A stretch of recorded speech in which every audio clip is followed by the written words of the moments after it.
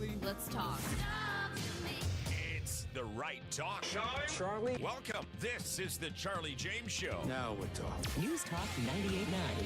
WORD. The voice of the Carolinas. And welcome to the program on your Wednesday afternoon, day 15 of the government Chuck Schumer shutdown. We'll talk about that coming up in just a few minutes because they are still refusing to open up the government. And I'll tell you a little about a little incident that happened last night in the Capitol and just how these radical Democrats are. They're nuts. They are. They're crazy. Let's just stop pretending anymore that liberalism isn't anything but a mental disorder. It has got to be.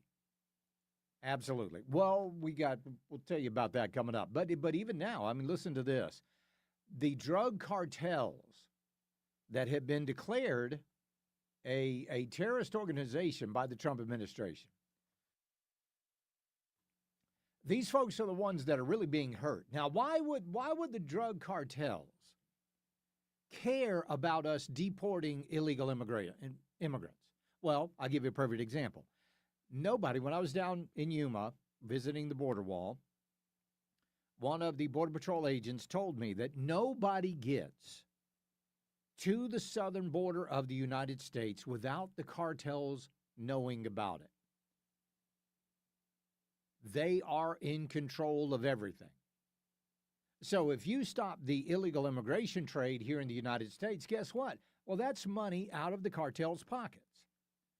And then if you're Donald Trump and you want to crack down on the drug trade here in America, that's also taking money out of the cartel's pockets, and they don't like that.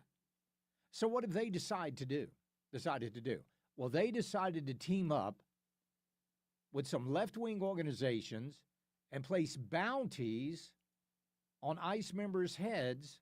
Listen to this report from Fox News. $5 to $10 grand for kidnapping of ICE agents or Customs and Border Patrol agents, non-lethal assault, $50,000 for the assassination of high-ranking officials. Whew. Here's Greg Bavino. He works in Chicago. Says he had a bounty on his head. Watch. We've got $50,000 bounties on the heads of federal law enforcement officers. We have criminals ramming vehicles, criminals bringing guns to protests. This is not regular street crime here in Chicago. We have assaults on Border Patrol agents, ICE officers, and our allied law enforcement agencies every day, often multiple times per day. And again, these assaults, the lethality of these assaults is increasing. How can your office... And here's the thing. They're trying to tell you that this is all ICE's fault. There was an incident in Chicago yesterday. And the mainstream media tried to provide cover, so-called journalistic cover, for what went down in that incident where somebody rammed an ICE car, an ICE vehicle, and police and ICE agents had to defend themselves from people out there throwing rocks. Now, I want you to go down, just walk down the street. If you're in Spartanburg, walk downtown Spartanburg. If you're in Greer, walk through downtown Greer. Greenville, same thing. Can you just walk down the street in your neighborhood. What is the probability of you finding baseball-sized rocks all over your roads? What's the probability? I think it's pretty low. Pretty low. But just by happenstance, they're in Los Angeles. It seems like there are plenty of rocks just ready for the plucking. And they're throwing these rocks at ICE vehicles and ICE officers. And now they're putting bounties on their heads. Bounties. Well, a federal grand jury has indicted a Mexican national, Juan Espinosa Martinez. Just in moments ago in a Fox News alert, a federal grand jury indicting the Latin Kings gang member accused of putting a bounty on the head of Border Patrol Commander Gregory Bovino. Our national correspondent Griff Jenkins here in Washington with the latest on this. Griff? Yeah, John, that individual is a Mexican national named Juan Martinez. And just moments ago, I'm looking at the indictment. It alleges that Martinez knowingly used a facility of interstate commerce, namely an Apple Model 16 phone and Snapchat, with the intent that a murder be committed. John, this comes as a threat to ICE has never been higher. And he's absolutely right. Never been higher. Now, does it make sense? Does it now start to make sense? Why the radical leftists out there do not want ICE agents wearing masks? Does that make sense? Because they want them identified. And if you can identify them, well, then you can dox them or get out there and tell everybody where they live and target their families and their children. That's why they don't want them wearing masks. But no. Over at MSNBC, that's not what doxing means. And you're acknowledging that they took the entire group Yes, down. because the So that entire group includes was dangerous to the lives hold of on. ICE agents. So because that includes people who were not doing what you described. Because I'm not disputing that maybe there were some people putting out the names of ICE wasn't agents, which, maybe. by the way, It happened. I am not sure is considered doxing, right? If you're a law Hold on, enforcement hold on. agent, your Whoa, whoa, name whoa, It's whoa. personally Hold on, identifiable information, so that's your address, your email address, your phone. The name of a law enforcement officer or agent is not. Where it's does not- this guy it's live, not and who private is dox- he? of Is doxing doxing information. No, 101? it's not. It's not. Yeah, no, it's not. That's not doxing. That's not doxing. No, hell, it is. I got an idea. Why don't you, Sarah Fisher, why don't you put your address on the screen at MSNBC? Why don't you put your personal email address and your phone number on the screen at MSNBC? Why don't you do that? Why don't you tell everybody where you live? And then we'll see if you consider that doxing. They are so absolutely hell-bent on making sure that their viewers, and that was actually over on CNN, that your viewers think that ICE is doing the wrong thing, and these rioters and the people that are coming after our law enforcement, they're doing the right thing. No wonder the mainstream media is losing viewers at a record pace. Nobody trusts these clowns anymore. And if you do, oh, Lord help you. You don't have two brain cells to rub together. And they want to think that they're the intelligent ones. I want to go to Gerald in Cowpens real quick and talk to him. Gerald, welcome. Hey, Charlie, as Barney Fife used to say, it's time to nip it in the bud. Nip it in the bud. They need to go ahead and start letting these ICE agents use some live ammo. You know what? It's going to come down to it. I appreciate it, Gerald. We'll be right back. When we get back, the media, as I said, continues to lose trust. I'll give you a perfect example. It's the Charlie James Show. News Talk 98.9 WORD, the voice of the Carolinas. Hitting truth bombs longer than he drives off the tee. It's the Charlie James Show. News Talk 98.9 WORD, the voice of the Carolinas.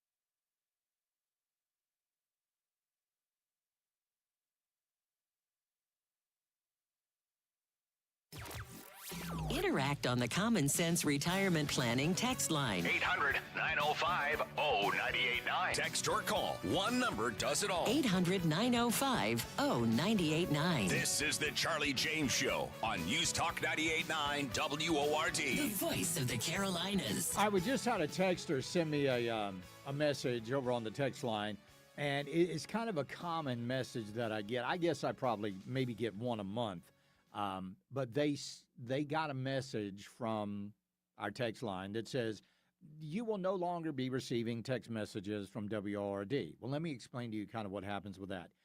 Anytime you text the word stop, you know how some people will say, if you don't want to receive these text messages, text stop, and you say stop, and then they go, okay, fine, you won't receive the messages anymore. Anytime you type the word stop, and it doesn't matter in what context, if the word stop is anywhere in the message, the algorithm will pick that up, and they will automatically assume that you don't want to be receiving any more text messages.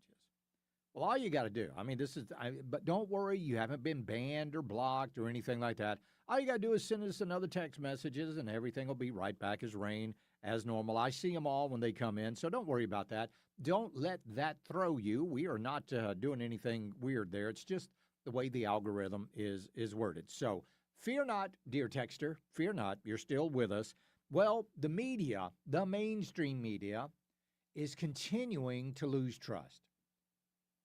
So they did a survey. In general, how much trust and confidence do you have in the mass media, such as newspapers, TV, and radio, when it comes to reporting the news fully, accurately, and fairly? A great deal, a fair amount, not very much, or none at all. Guess which one? Yeah, none at all. 28%. Only 28% of Americans fully believe the mainstream media. 28%. 34% say none at all. 36% say not very much. So of all the people, you're talking about 73% of Americans do not trust the mainstream media. And I will give you a perfect example of why. Yesterday, there was somebody that rammed their car into an ICE vehicle in Los Angeles. And I just kind of told you this story briefly. All of a sudden, they found rocks. I don't know where you find rocks, just, laying on the side of Los Angeles. But there they were. And they started throwing these rocks at the ICE agents. Then the ICE agents deployed the tear gas. Okay, all right, so that's the scenario. Car rams, crowd gathers, rocks thrown, then the tear gas. That is the timeline of what happened. But if you go over to ABC 7 in Los Angeles, let's take a listen to how they recanted the story. Now starting to put themselves in the middle of the, protesters are starting to throw rocks. We're going to get away from the scene right now, Judy. Okay, Michelle, you take care of yourself. I'm going to let her get off the phone. We really appreciate it. Get to a safe place. So what you're watching, what you continue to watch is exactly what Michelle has been describing. This, again, at the intersection 105th and Avenue N. Last Michelle said is protesters started throwing rocks, and you can see that there is some chemical being deployed right there at this intersection just prior to this. Now, just prior to this? Just prior to this, chemicals were... No. It was in response to the rocks being thrown. Now, folks, I don't know if you've ever been hit with a rock, but it's not very pleasant, especially those of that size. And we're talking about baseball, softball-sized rocks. I'm surprised their frail little arms can fling them that far. With not eating protein and all of that. So they're constantly trying to cover up for these people. And now there's a bounty. And because of these people, and because of the mainstream media, and because of their anti-Americanism, what did we discover yesterday on the show. We've got the right to life, liberty, and the pursuit of happiness in this country as American citizens. Those are three things that the Democrats do not want you to have. They don't care about your life. They don't want you to be able to carry firearms to protect yourself or your family. They certainly don't care about your liberty.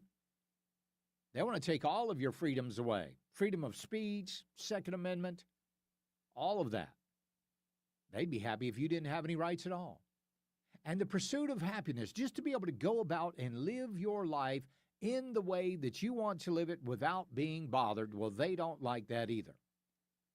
They want to bring all of these illegal immigrants, illegal aliens, into our communities that take jobs, rob us of resources. Oh, no, but Charlie, they pay taxes. No. You know what taxes they pay? Sales tax. They pay sales tax. That's it. Do you think really any of these illegal aliens that are being paid under the table, any of them are filling out a federal or state tax form? Very few. Very few. The only taxes they contribute to our economy. How? By going to the Golden Corral with their families and eating? Is that contributing? They are taking away far much more than they ever contribute. And these people are trying to defend them, and in defending them, they're actually allowing the cartels to do what they want to do. I mean, just played for you that clip over on CNN where they were talking about what doxing was and wasn't.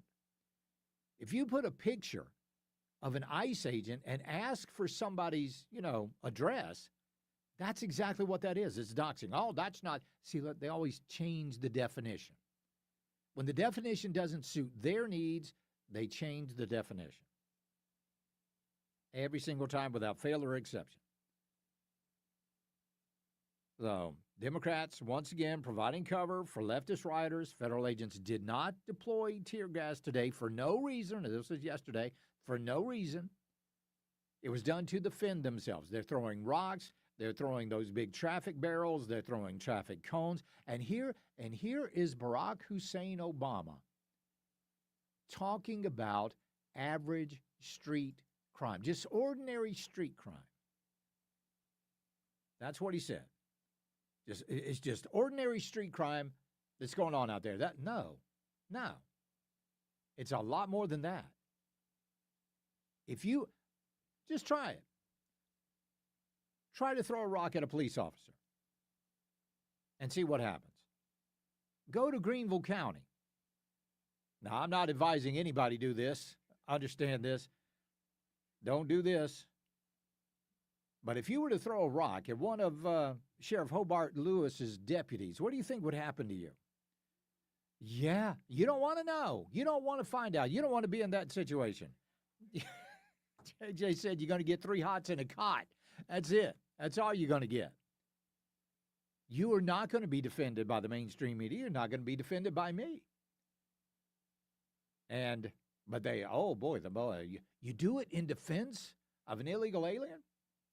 Well, that's a different story. Yeah, whose side are you on at that point?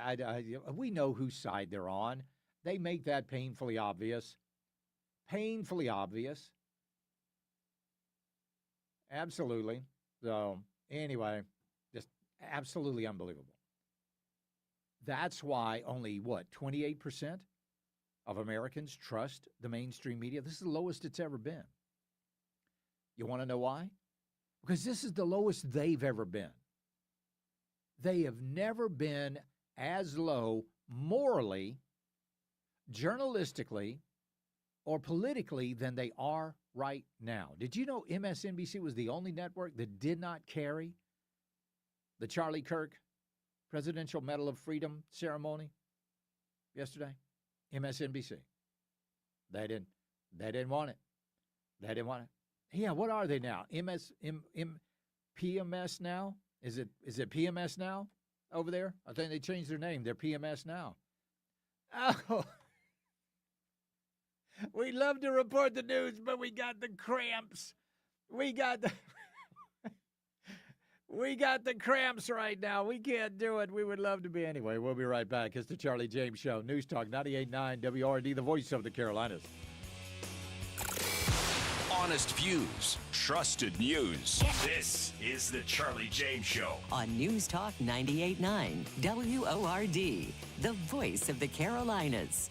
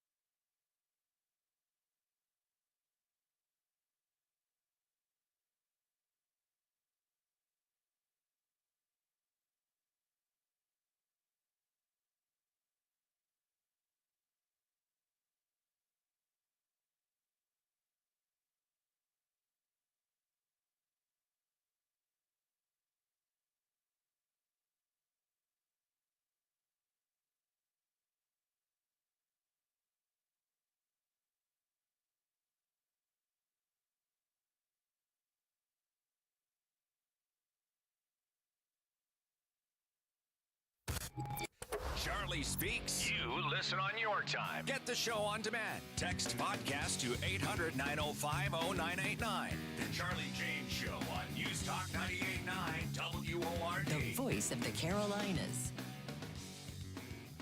And welcome back to the program. Glad to have you along with us on this Wednesday afternoon. Well, the Democrats, day 15 of the Democrat government shutdown. Now, remember, this is a Chuck Schumer, Hakeem Jeffries shutdown. They're trying to get out there and blame it on the Republicans. Just not happening. Because every Republican, except for one, has now voted 8 times to open the government. 8 times. It's the Democrats that are holding things up, but they don't want you to believe that. They're the ones that are responsible, but them and certain people in the media, they're like, oh, it's the Republicans, but it's not. So now, first of all, they wanted health care for illegal aliens. That was the big thing. Then we find out they wanted $1.5 trillion added to the continuing resolution. They wanted to pay, $1.5 million for Haitian male prostitutes to take pastry classes down in Haiti, and that's an actual thing. They really did want to do that. But now they've gone on. There's this representative that is yet to be sworn in and can't be sworn in as long as the government is shut down, okay? Or at least Mike Johnson is refusing to swear anybody in while the government is shut down. So they're holding us hostage right now. They're holding us hostage. The American people, you, me, our military, holding us hostage. As a Democrat Senator, Jeff Merkley, listen to what he says. He doesn't care about you. The Republicans say they'll negotiate, but they'll negotiate after you fund the government. That has been, I mean, these positions have been known for not just 15 days now, but for weeks and months. The question then becomes more and more relevant is this. At what point do you believe you need to change strategy to get out of this? Do you see a point at all? Well, this is the right strategy. It's the right strategy. We're doing the right thing. We're holding our military hostage. We're holding the federal workers hostage. We're holding Border Patrol hostage. We're holding the Capitol Police hostage because remember, they're not getting paid during this either. And one of those guys, members of the Capitol Police, he had his hands full last night because a bunch of Democrats decided that they were going to storm Mike Johnson's office in the Capitol. I want you to listen. This is what Mike Johnson said about it. Last night, they played some games. They stormed my office. Maybe you saw some of the video online that they themselves shared, or someone did. They berated a Capitol Police officer, screamed at him. He was just merely standing his post. Shows again their disdain for law enforcement, as we see all around the country, the Democrats and everyone in that party, screaming, assaulting ICE officers. They did it right here in the Capitol last night. A few members of Congress went into the little foyer of my office and tore down a sign that I had up and just engaged in all sorts of political stunts and antics. They've been doing that every day now, and it shows their desperation. It also shows a very strong contrast between the party that is working for the people and trying to keep the government open and do the right thing, and the party that is engaging in all this nonsense. And he's absolutely right. So there was one representative, what is her name? Nanette Berrigan. Nanette Berrigan of California. She is denied that she screamed at a Capitol a Capitol police officer. However, that claim was quickly refuted because there's video of her doing it. There's actual video of her doing it. She's claiming now listen to what she is saying. She is saying Berrigan, this according to Politico, of course, Berrigan, meanwhile, said in her own statement that the officer forcefully grabbed her on her back as she and other Democrats tried to speak to Johnson at his office. The officer, she claimed, tried to fine me and apologize for the incident. That's according to her, and that's a bunch of BS. There's video of her And none of that she just described. Oh, I'm surprised she didn't say that he grabbed her by the clavicles. I'm watching the video right now. No grabbing, no nothing. They tore down that sign right there in the foyer of the Speaker's office, which is a really cool office. I've been there. Really, really awesome. And they tried to barge in. Nanette Berrigan got in the face of a Capitol Police officer, who, by the way, is currently going without a paycheck. Just unbelievable. It really is. So, liars one and all. Liars one and all. This is, let me just see if I can find Nanette Berrigan here. I saw that there was like a little skirmish over there with USCP. Can you explain what happened? I didn't appreciate that. Can you explain what happened? Well, I was going into the Speaker's office, as members of Congress can do, and he grabbed me by the side over here as to, like, get me out of the way. And I said, excuse me, and he said, I said, I'm a member, and he said, oh, and then he asked me if everybody else was with me, as if they were not members of Congress either. So clearly this is an officer who couldn't even recognize the face of one of 30 members of Congress. It was quite, shocking, but very startling to have Capitol Hill police officers. You know what's more startling? You trying to bust into somebody's office without being invited. Well, at least he didn't shoot you in the chest like they did Ashley Babbitt. At least that didn't happen. I've seen this video time and time again. I do not see this Capitol Police officer grabbing her. But you know what? Even if he did, who cares? Who cares? You don't get to barge into somebody's office like that. You just don't. So, but again, they are the most violent. They're the ones that want the government shut down. They want all of these. They want you. And remember what the Congress or what the senator said. This is the right strategy. Keep it all closed. Inflict as much pain and suffering and misery as possible, because that's what they're all about. That's what they're, yeah. Apparently she does not realize that there was video going doing that. But then that's not the first time that she didn't realize this. This is California Congresswoman Nanette Berrigan. We agree that if you're being violent, you should be arrested. You should be prosecuted. There is no disagreement on that. I think that's an effort that we can all say. But this is not what's happening. We are having an administration that's targeting peaceful protests, people that are there to protest. The president is sending the National Guard because he doesn't like the scenes. He doesn't like the scenes of people peacefully protesting. All right. While she's talking, CNN is running a video of a car on fire. So explain to me, Nanette Berrigan, how a burning car in the middle of the intersection is a peaceful protest. It brings us back to the summer of love and the George Floyd riots. Despite the building on fire behind me, this has been a mostly peaceful protest. Other than that? All right, we'll be right back. It's the Charlie James Show. News Talk 98.9 WORD, the voice of the Carolinas. Streaming stimulating talk and breaking news on your phone 24/7 on the Odyssey app. You're on the drive with the Charlie James Show. News Talk 98.9 WORD. The voice of the Carolinas.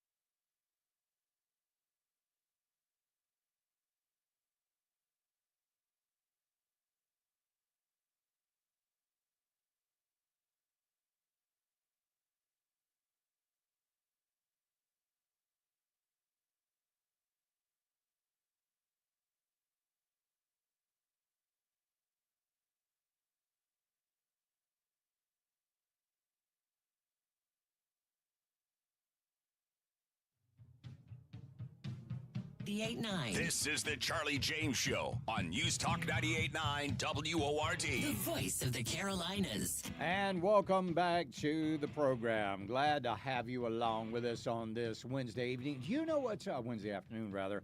Do you know what social contagion is? Social contagion. That is, and I'll give you a definition, okay? Social contagion is the spread of behaviors, emotions, or ideas through a group or a population, often unconsciously via social influence or imitation. Think of it like a social virus where people adopt attitudes, beliefs, or actions by observing others, especially in closely knit or highly connected groups. Examples include viral trends, panic in crowds, or the spread of misinformation. It's driven by social networks, peer influence, and sometimes amplified by social media platforms. Well, we are now finding out that the whole trans thing that was going on, the whole transgender ideology, really was social contagion. It became popular. It became hip. It was the cool thing to do. One of the coolest things to do was to have a trans child, right? Have a trans child. That makes you the cool dad and cool mom in the neighborhood, because then you get more attention. You get special attention. But that's all it was about. You can't tell me that a 3-year-old or an 18-month-old can actually tell you what gender they are. They don't even know. They just found their navel, for goodness sakes. It was literally Munchausen syndrome by proxy. My child is trans. They don't even know what that means. But in order to call attention to yourself, you claim that your child is trans, or you force your child to be trans. And then all of a sudden, we had all of these people all of a sudden coming out, and they were announcing that they were trans or they were non-binary or whatever it was. And people were asking the question, and rightfully so, why is this thing taken off like it has? Why is all of a sudden all of these people claiming that they're these things? Why are men pretending to be women? Why are women pretending to be men? Why are some people pretending to be neither? Or all of them? And for those of us with a head on our shoulders, it didn't make a whole lot of sense to us. But it was all because of social contagion. That was it. It was merely, and we were saying this is a fad. But it's a fad that you're not going to be able to come back from. Once you go under the knife, once you get the top surgery or the bottom surgery, that's it. There's no coming back from it. It's like a bad tattoo. It's going to be there forever. So, there is a new report by Eric Kaufman that analyzed surveys of over 50,000 U.S. undergraduates. And it shows that miraculously, all of a sudden, non-binary identification among freshmen fell 4% in the 2024-25 academic year, from over 8% 2 years earlier, with younger students identifying more with binary genders than seniors. Heterosexual identification rose by 10 points. Linked by Kaufman to improve youth mental health and a fading trend, skeptics argue that data focuses on non-binary options and may miss binary transgender individuals as a potential blah, blah, blah, blah, blah. But there is a new study out that shows that people claiming to be non-binary or transgender in colleges have dropped 50%. And it's the new freshman class that's really making all of this up. Because I think they were the ones that came into college and, I'm sick and tired of this crap. Yeah, I'm not going to be doing this. Share of students not identifying as male or female has plummeted. Let's see. Share of students, find these others. Trans identification is in free fall among the young right now. Non-conforming sexual identity, queer questioning, etc., also in sharp decline. Gay and lesbians still are stable, while heterosexuality has rebounded 10 points since 2023. Freshmen in the 2024-25 class were less trans and queer than seniors, whereas it was reversed when all of that was surging a couple of years ago. So what really explains this? It's not because the kids became less woke, more religious, or more conservative. Those beliefs remain stable throughout the 2020s. Is it improved mental health? Maybe so. Maybe that's it. But mental illness fell after the pandemic. But the sexuality and the gender shifts, they happened a year later. The decline in anxiety and depression occurred within the trans, bisexual, and queer groups as much as among others, so that wasn't the case. So what exactly is it? Eric Kaufman wrote, why are fewer young people identifying as trans? Because it was a fad, and that fad is over. And nobody wants to be a part of that fad anymore. But there is some good news out there, ladies and gentlemen. After the assassination of Charlie Kirk, it looks like this nation is undergoing a revival. A Christian revival across the country. Bible sales increasing over 40% since 2022.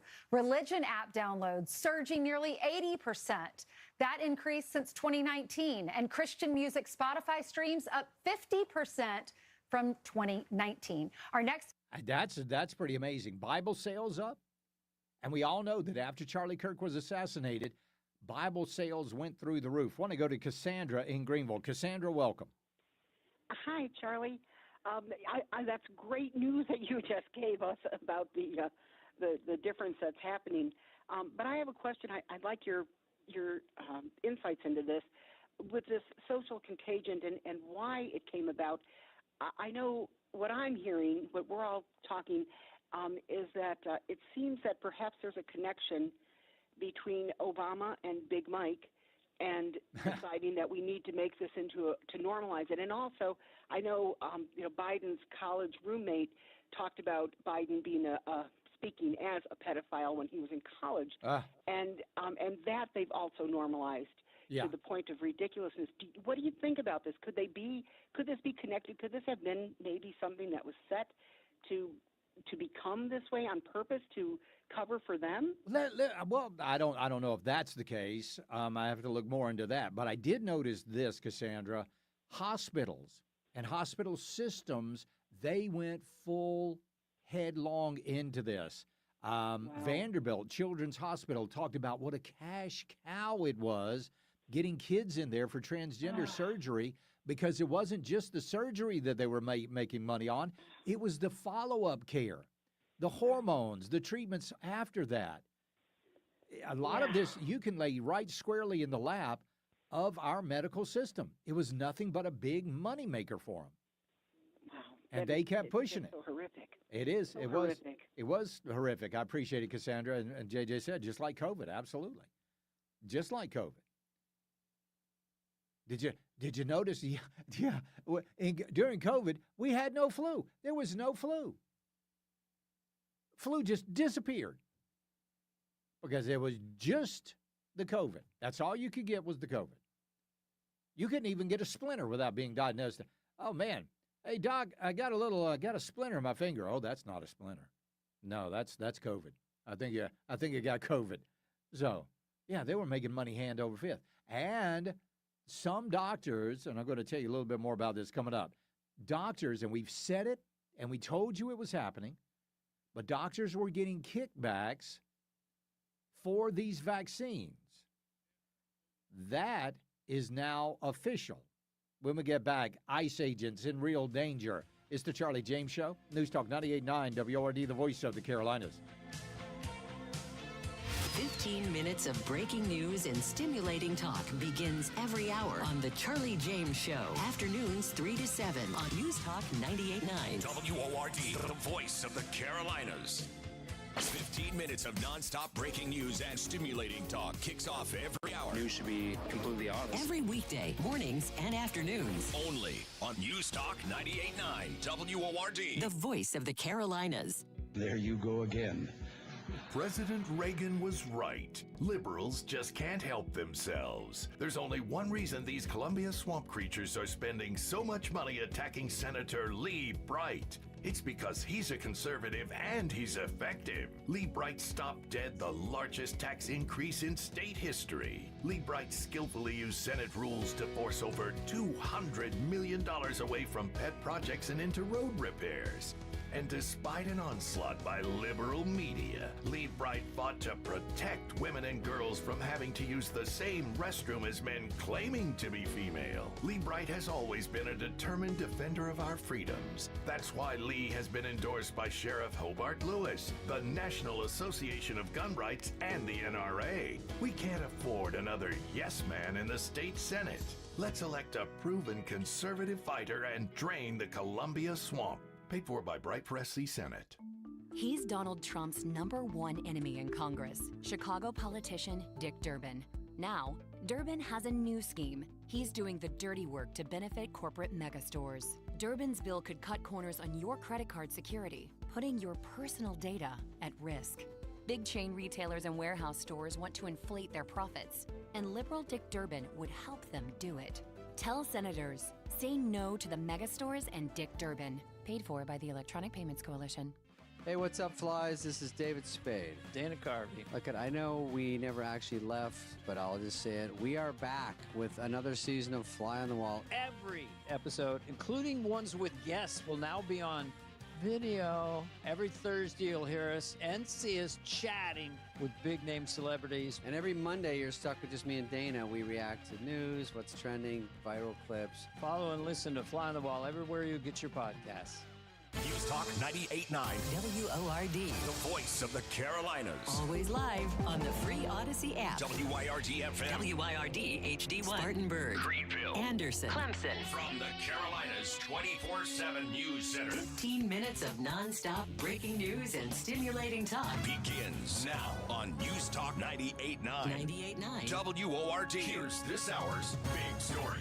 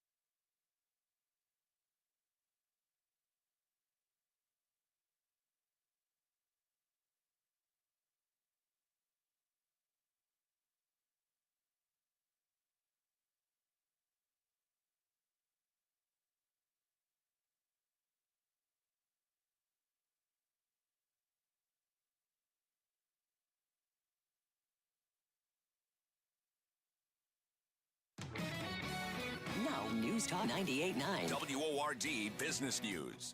You've no doubt noticed a certain amount of relief for the pain at the pump. Gas prices declining around the country. From a refinery in Philadelphia, Jeff Locke reports on the prime factor in the price break. Well, you guessed it, oil. We have now crashed down through the $60 a barrel point. Got lots of supply, not as much demand, and that has brought gas prices down to the average gallon of regular at $3.07 right now nationally. That's about a nickel cheaper than a week ago, about a dime less than a month ago, and it's not nickels and dimes when you fill up your tank. 33 states now have an average gallon of gas going for less than $3. Oklahoma, $2.57 on average there. California still at $4.66. Gas prices in the upstate average around $2.80 a gallon. I'm Chris Lee. That's your News Talk 98.9 WORD Business News.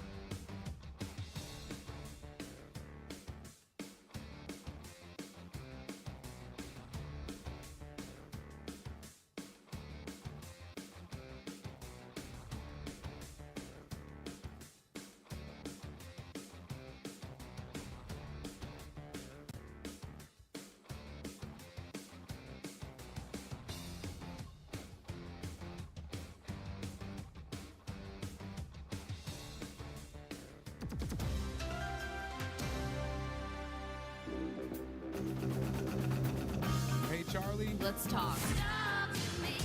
It's the right talk. Charlie. Welcome. This is the Charlie James Show. Now we're talking. News Talk 98.9. WORD. The voice of the Carolinas. I pledge allegiance to the flag of the United States of America and to the republic for which it stands, one nation, under God, indivisible, with liberty and justice for all. Oh, beautiful for spacious skies, for amber waves of grain, for purple mountain majesties above the fruited plain. America, America, God shed his grace on thee and crown thy good with brotherhood from sea to shining sea. America is back. And welcome back to the program. Well, we have been telling you today that there is multiple bounties on the heads of our ICE agents. They're looking for these people to be identified. That's why people like Gavin Newsom and Byron Donalds there in Chicago and J.B. Pritzker and all of these radical leftists out there, they don't want our ICE agents wearing masks while they're in their cities. And why not? Because they want them to be doxxed. They want them to be exposed, and they want them to be in danger. Because if they're in danger, maybe they won't do the jobs that they have been tasked with. And maybe they'll simply resign. That's the ultimate goal here. They're already in huge danger. Yesterday, ICE agents chased down a vehicle packed with suspected illegals in a Latino neighborhood in L.A. I'm sorry, that's Chicago. The driver, reckless and desperate, crashed into a parked car after a bit of a tap from an ICE SUV. Masked agents who were heroes doing their job, swarmed in only to face a bunch of locals hurling debris and chanting, "ICE, go home." Tear gas was deployed to stop the rioters, but not before 13 Chicago cops, caught up in the chaos, got hit with the fumes. This isn't a one-off. All week, federal teams have been rounding up deportable illegals across Chicago and its suburbs, undoing years of Democrat negligence. Each operation draws crowds of agitators filming, shouting, throwing objects. But how do they know they're there? Because there are apps that tell them what's going on. Twice in 2 weeks, Chicago Police Department officers have been collateral damage from the feds' defensive measures like smoke bombs and pepper balls. Because city leaders like Johnson and the far-left city council have turned Chicago into a safe haven for lawbreakers. And the agents have no choice. You got to push back, and you got to push back hard. So let's take Debbie Brockman. You might have heard about her. She's a producer at WGN-TV in Chicago who claims she was just walking to the bus stop. But what she did was she threw something at ICE agents, and she got tackled. Border Patrol called her out for her aggression. Her lawyers cried attack, and, of course, charges were dropped. Over in Brighton Park, that saw residents form a human chain to block ICE earlier this month, toting milk jugs for tear gas stings, just like seasoned rioters. Protesters swarmed a train station, filming their anti-Trump TikToks. City Council's own Andre Vasquez even hosted a community defense workshop to teach illegals how to dodge deportation. This isn't out of neighborly concern. It's an organized sedition plan against federal authority. That's exactly what it is. Some Chicagoans are fighting back, forming neighborhood watches, blasting alerts on social media, tailing ICE vans to expose them. One guy, 64-year-old Chris Molidor, stood outside a taqueria with an anti-Trump sign whining about abuse while ignoring the real abuse. Illegal immigration draining American resources. These folks think they're heroes, but they're not. They're enabling chaos. DHS nailed it. This is a dangerous trend of violent resistance and attacks on agents. And it's what happens when cities like Chicago thumb their noses at federal law. Vasquez calls it unconstitutional authoritarianism. No, it's not. It's the law. So Chicago's sanctuary experiment has been an abysmal failure. ICE agents, they're not the bad guys. They're literally the last line of defense against a city surrendering to lawlessness. And all these crocodile tears of the left over masked men and tear gas, that's just cover up for their actual agenda. Open borders at any cost. At any cost. Trump has it right. Secure the border, protect the nation. It's time for Chicago and other cities to wake up and stand with law enforcement and not against it. So in Los Angeles, their city council has actually issued a state of emergency, ladies and gentlemen. It's an emergency. But this is actually L.A. County. But an emergency for whom, I ask you? LA County has declared a state of emergency over the immigration raids. The Board of Supervisors voted today.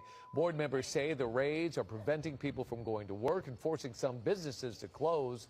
The emergency allows the board to look at enacting an eviction moratorium and other protections for people impacted by the raids. And this news just coming into our newsroom will, of course, continue to follow it. So L.A. County is going to stop anybody from being evicted as long as ICE is in L.A. At night. These people, they never cease to amaze me, but they do. They amaze me every single day. How these people can think about things like that. We do have some other breaking news. A judge has put an injunction against Secretary Vaught for firing federal workers. Now, this is not going to hold up in court because when the government shuts down, there are certain powers that automatically go to the executive branch. Where is that little document? Oh, that's in the Constitution. But the reason that she put this injunction on firing federal workers had nothing to do with the Constitution. She said it would, the human toll would be immeasurable. I don't remember the words human toll being in the Constitution. I'll be right back. It's the Charlie James Show. News Talk 98.9 WRD, the voice of the Carolinas. 15 minutes of non-stop breaking news and stimulating talk jumpstarts every hour on the Charlie James Show. News Talk 98.9 WORD, the voice of the Carolinas.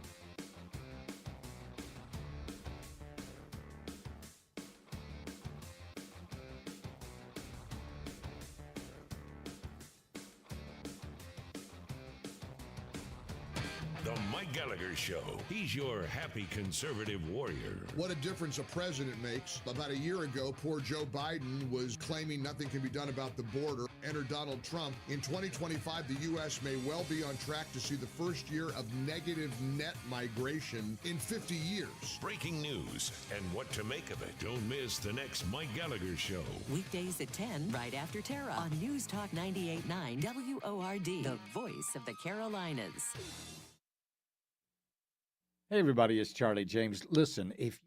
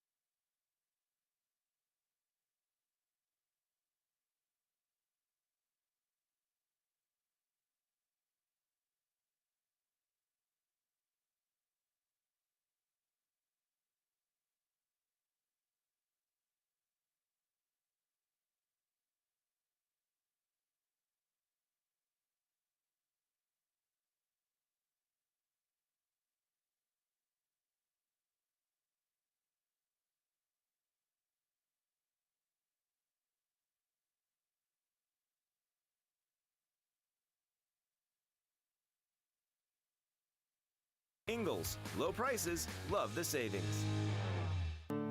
At Ingles, we know your closest companions are the ones who are always there for you. The ones you trust to have your back, no matter what.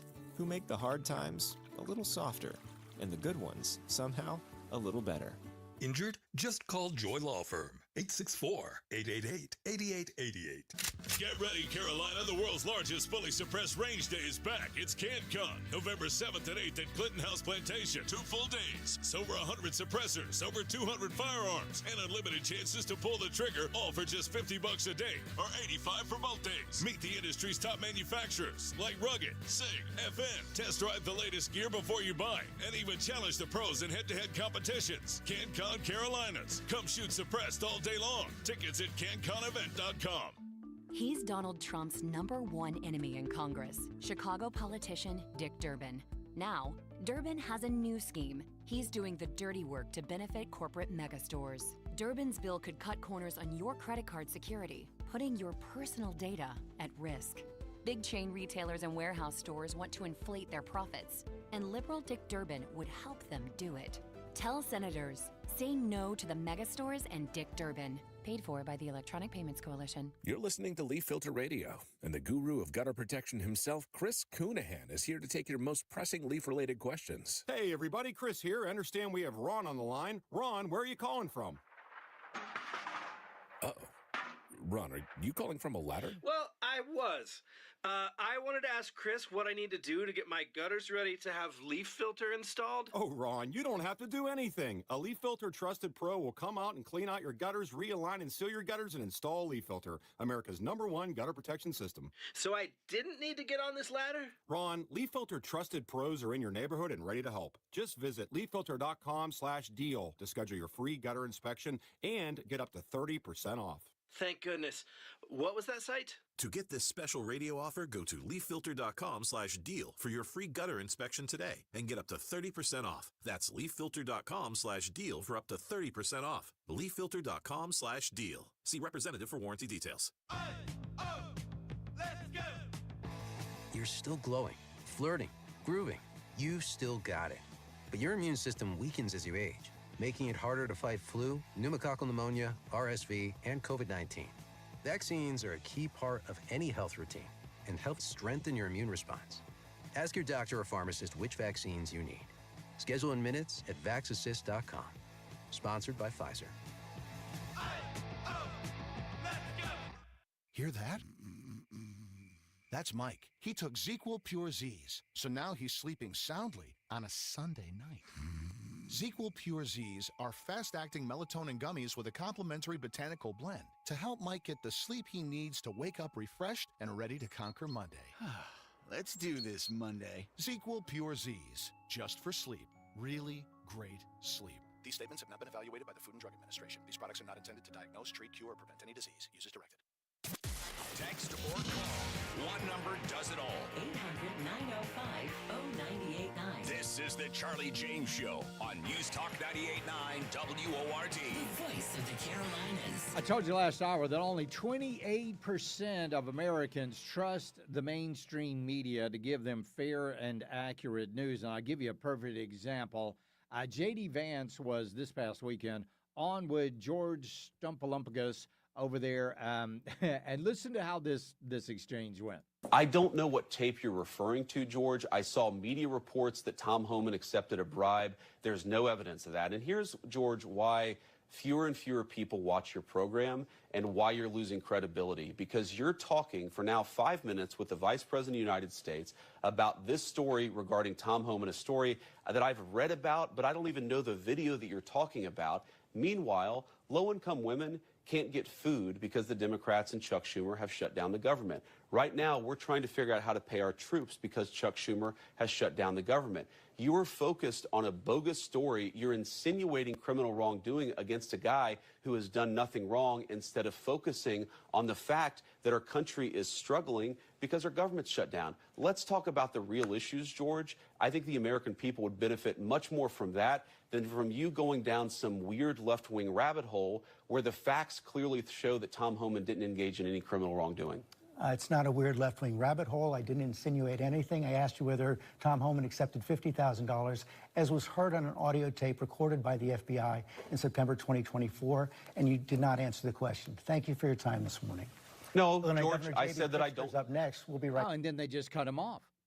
Well, ABC tried to speak to the president today, and that did not go very well at all. ABC fake news. Brian, first of all, congratulations. I don't take questions from ABC fake news. After what you did with Stephanopoulos to the Vice President of the United States, I don't take questions from ABC fake news. Brian, go ahead. Yes. Good for you. Good for you, sir. Again, they're terrible. They cut off J.D. Vance. I don't blame the president. I wouldn't take question from any of them. Well, Zohran Mamdani was over on Fox News today, and he was on with Martha McCallum, and she asked him, should Hamas lay down their weapons? Let's take a listen and see what he said. Do you believe that Hamas should lay down their weapons and leave the leadership in Gaza? I believe that any future here in New York City is one that we have to make sure that's affordable for all. And as it pertains to Israel and Palestine, that we have to ensure that there is peace. And that is the future that we have to fight for. But you won't say that Hamas should lay down their arms and give up leadership in Gaza. I don't really have opinions about the future of Hamas and Israel beyond the question of justice and safety and the fact that anything has to abide by international law. And that applies to Hamas, that applies to the Israeli military, applies to anyone you could ask me about. Okay. So, no, of course he doesn't want Hamas to lay down their weapons. Of course not. Because he's pro-Hamas. He's pro-Palestine. He is pro all of that. And then he even threatens to arrest Netanyahu. You said that you would arrest Netanyahu if he came to the United States. You've been very outspoken in your criticism of him. Do you stand by that? You would arrest him if he came here, if you were mayor? I've said that this is a city that believes in international law, and this is a city that wants to uplift and uphold those beliefs. The Prime Minister... The United States doesn't stand by the International Criminal Court. It hasn't signed the treaty for the International Criminal Court. The International Criminal Court, however, has issued a warrant for the arrest of Benjamin Netanyahu. But what grounds in the United States could you arrest him on? As it has for Vladimir Putin. I've said that I believe that we should uphold arrest warrants by the International Criminal Court, and that you should do so only in abiding with all of the laws in front of us. I'm not going to make a new law to ensure that we can actually do this. Do you think that Commissioner Tisch would allow you to arrest Netanyahu in New York City? I've appreciated Commissioner Tisch's leadership of the NYPD. And not a single direct answer from this guy. New York, that's your future. Congratulations. Good for you. Good for you. Kathy Hochul, she's on the campaign stump with him. This guy will not. Oh, my goodness. So, at one point today, he did turn to the camera and speak directly to President Trump. Let's hear what he says. I just want to speak directly to the president, which is that I will not be a mayor like Mayor Adams who will call you to figure out how to stay out of jail. I won't be a disgraced governor like Andrew Cuomo who will call you to ask how to win this election. I can do those things on my own. I will, however, be a mayor who's ready to speak at any time to lower the cost of living. That's the way that I'm going to lead this city. That's the partnership I want to build, not only with Washington, D.C., but anyone across this country. I think it's important because too often the focus on the needs of working class Americans, working class New Yorkers are put to the side. This guy is going to make the cost of living in New York absolutely skyrocket. Skyrocket. People are going to leave New York City by the droves. Watch the U-Haul. Watch U-Haul. You are going to see one-way routes out of New York. The cost of those things absolutely go through the roof because people are going to be leaving. Businesses are going to be leaving. They're going to have to shut down because crime is going to be rampant. Tax rates in New York City going to go way up sky high. And then here's Mamdani, who has proven that he is absolutely racist because he says he's going to raise taxes on white neighborhoods. Now, he was given a chance to walk that back several times, but he did not. And this was over on NBC, on Meet the Press. And realize there's a policy proposal that says your plan, and I'm going to quote it for folks, is to shift the tax burden from overtaxed homeowners in the outer boroughs to more expensive homes in richer and whiter neighborhoods. Explain why you are bringing race into your tax proposal. That is just a description of what we see right now. It's not driven by race. It's more of an assessment of what neighborhoods are being undertaxed versus overtaxed. So no plans to change that language on your website? The focus here is to actually ensure a fair property tax system. And that the use of that language is just an assessment of the neighborhood. He's just an assessment of that. He's a racist, and he knows it. Let's go to Jermaine in Spartanburg. Jermaine, how are you? Charlie James, it's great to speak with you again, man. Thank you, sir. I haven't called in quite a while, man. Well, what's up? What's going on with you? Nothing much. I want to let you know I still obviously listen every single day. Why, thank you. But I haven't called in. There's a lot of stuff going on in our world, so I had to call in today. I just have two quick things to say to you, Charlie, because you're talking about Mamdani in New York. Yeah. So I do a lot of work around Spartanburg, and I speak to a lot of people. One thing I like to do in my spare time, Charlie, I speak to lots and lots. So I was speaking to some older people from New York City this morning, okay? And if I could tell you the horror that they were speaking about from this guy possibly coming into office, it just taught me that maybe what we're hearing, maybe we have a chance here because maybe some of the locals in that area are speaking amongst each other. And from what I heard from that conversation, it seems like they surely do not want him. And she says she's a diehard liberal, Charlie. So we'll see there. We'll see there. Yeah. The second thing I want to say really quickly, Charlie, I have a work from home job that I do at night time. I'm a full-time father, so I have to figure out cool ways to work. So I have a work from home job that I do at night. That job basically does surveys. I'm not going to go too far in depth, Charlie, but basically we do political surveys. I had one specific one, okay, where we're giving out, let's just say, comments about the Republican side, right? And you tell me if you strongly agree, you strongly disagree, so forth and so forth. Well, I had an older woman on, Charlie, who was definitely, yet again, a strong liberal. Well, when I was asking her the questions, Charlie, of what she agreed with, she was a strong Republican. Really? And when I got to the end of the survey, Charlie, I let her know that, hey, you might want to begin to change how you vote and how your friends vote, because the questions you've answered with me tonight surely shows that Mr. Trump is who you should be voting for. So we have a lot of work to do, Charlie. And I will say, finally, you do a great job, man. I listen to you every day. And there's a lot of young people like myself who have a good head on their shoulders when it comes to this stuff. So hopefully we can keep growing. Absolutely. Sounds good, Jermaine. You keep up the good work of being that full-time dad. Most important job out there. We'll be right back. It's the Charlie James Show. News Talk 98.9 WRD, the voice of the Carolinas.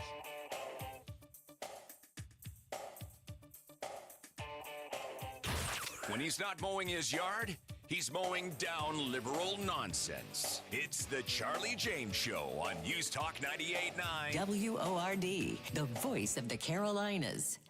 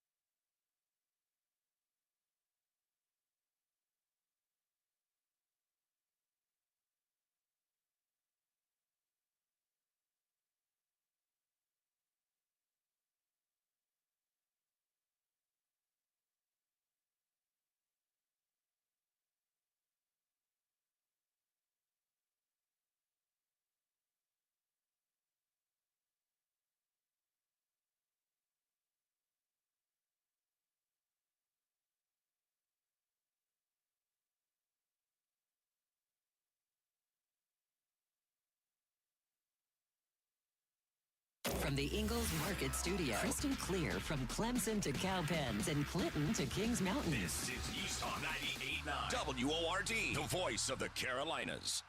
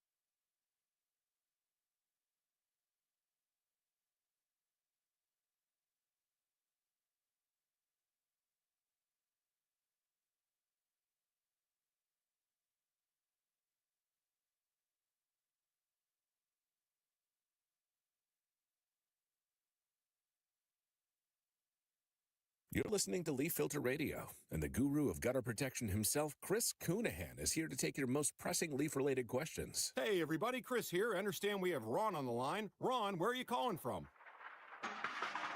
Uh-oh. Ron, are you calling from a ladder? Well, I was. I wanted to ask Chris what I need to do to get my gutters ready to have leaf filter installed. Oh, Ron, you don't have to do anything. A Leaf Filter Trusted Pro will come out and clean out your gutters, realign and seal your gutters, and install Leaf Filter, America's #1 gutter protection system. So I didn't need to get on this ladder? Ron, Leaf Filter Trusted Pros are in your neighborhood and ready to help. Just visit leaffilter.com/deal to schedule your free gutter inspection and get up to 30% off. Thank goodness. What was that site? To get this special radio offer, go to leaffilter.com/deal for your free gutter inspection today and get up to 30% off. That's leaffilter.com/deal for up to 30% off. leaffilter.com/deal. See representative for warranty details.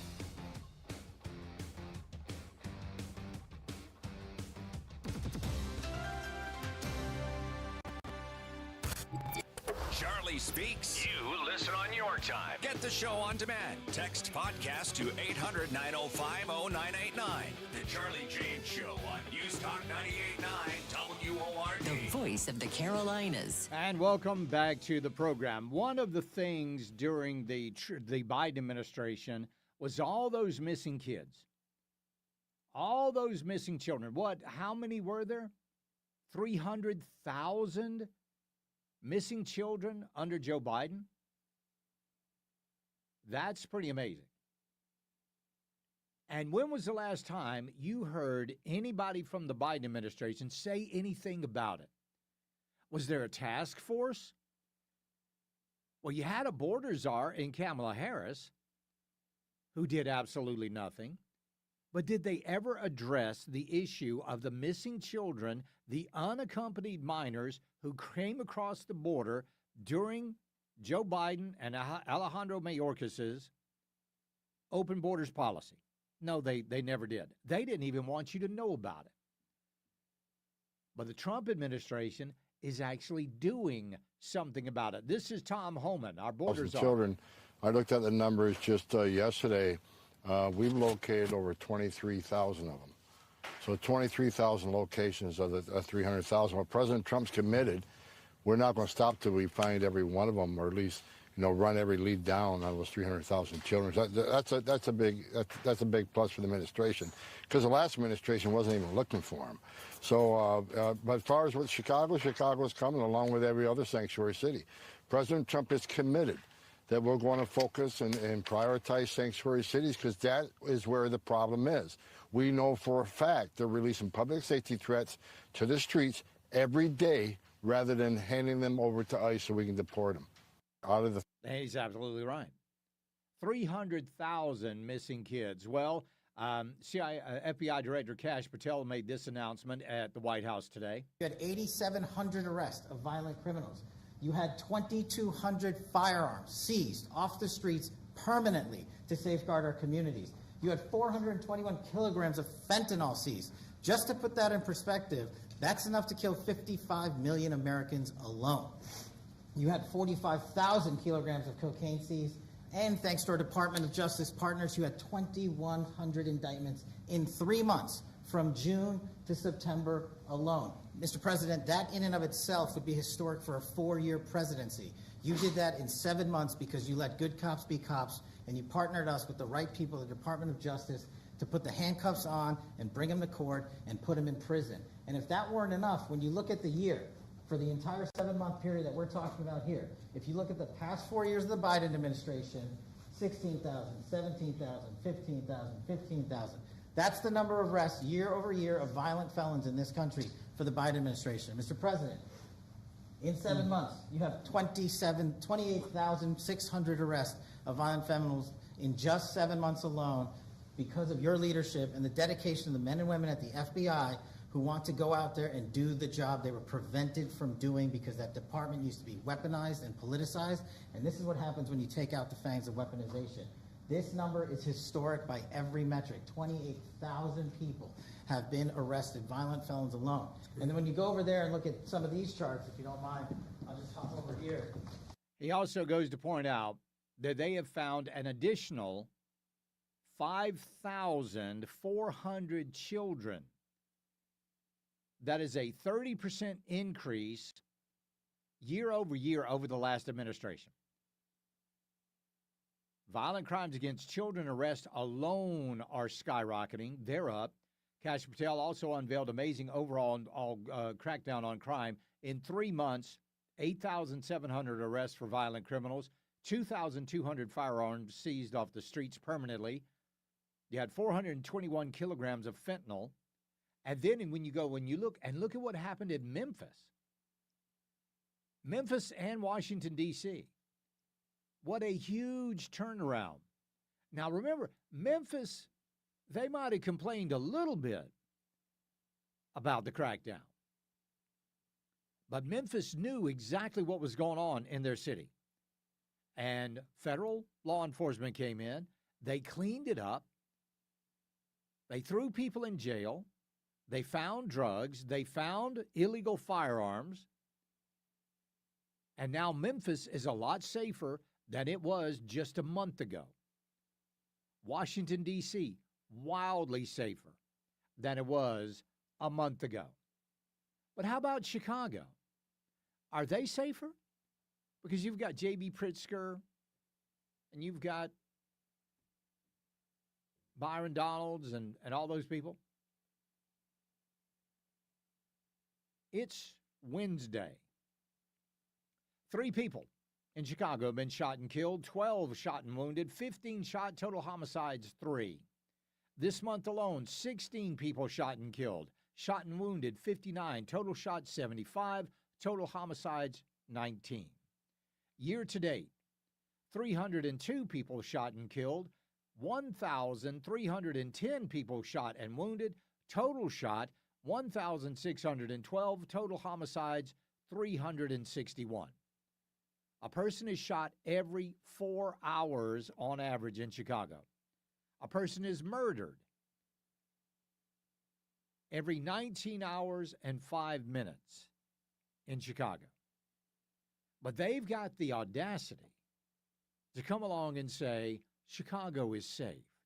And they've even got more audacity to come along and say that it is the ICE agents that are causing the problem. I mean, what did Obama call it? What did Obama call it? Oh, these are just ordinary street crimes. These are just ordinary street crimes. Well, ordinary street crimes affect ordinary citizens every single day. And then you got the New York Times out there. They're defending all of this. And they're calling us Nazis. They're calling us Nazis. They're covering up for the rioters. It really is unbelievable. Absolutely unbelievable. But like I told you, the Democrats love crime. Moreover, they love criminals. That's why you've got all these radical leftist judges that are letting criminals just go free. Do you remember the people that attacked the Doge employee, Big Balls? Do you remember that? These people attacked him. They beat him brutally. Beat him brutally. They just got sentenced. How many years did they get? None. No years. How many days did they get? None. No days. How many hours did they get? None. No hours. They got probation. For beating somebody half to death, you get probation. Why? Well, you had a radical leftist Biden-appointed judge. That's how you do it. Wow. No wonder crime is skyrocketing. They're easy on crime. And it's not just them. It's not just Chicago or San Francisco or Portland either. It's right here in South Carolina. It's to our neighbors, North Carolina. They're doing it as well. Logan Federico would have been alive today if a liberal judge hadn't let her murderer out. Ms. Zarutsky, she would have been alive today had a judge not let her murderer out. Man, people need to wake up. We'll be right back. It's the Charlie James Show. News Talk 98.9 WRD, the voice of the Carolinas. Streaming stimulating talk and breaking news on your phone 24/7 on the Odyssey app. You're on the drive with the Charlie James Show. News Talk 98.9 WORD. The voice of the Carolinas.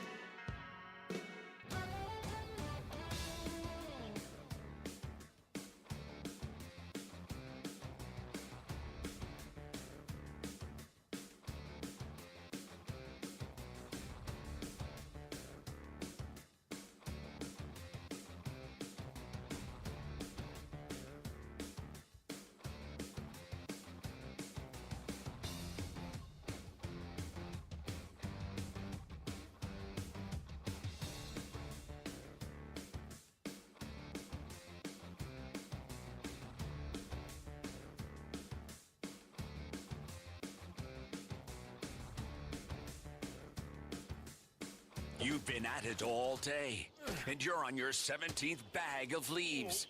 Your back is on fire, and your allergies are in full swing. But you don't care, because you've got the Odyssey app. And as much as you hate raking leaves, you love to listen. And now if the drugstore only delivered. Over the air, on the app, we're always here. News Talk 98.9 WORD, the voice of the Carolinas.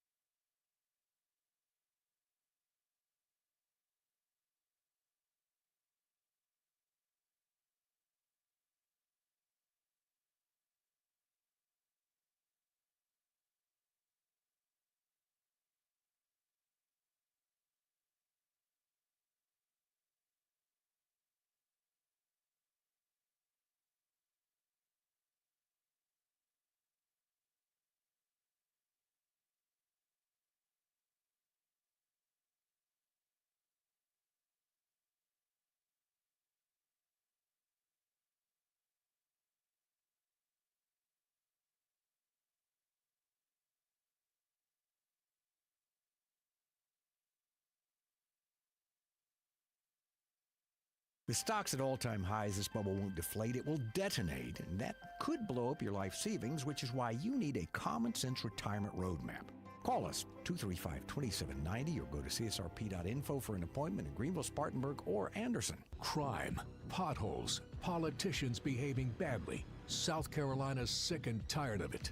Justin Bradley can fix it. That's because he's a proven conservative leader. On County Council, Justin raised deputy pay, fixed our roads, and opposed tax hikes. Justin is a Christian, a family man, and a lifelong resident of Spartanburg County. Let's send conservative Justin Bradley to the state Senate, and let's fix it. Paid for by SC Senate Republican Caucus. Feel like everything's clouded by doubt? Visit CaliforniaPsychics.com. Our psychics are available to talk 24/7, and we guarantee if it's not life-changing, it's free. Experience the joy of certainty.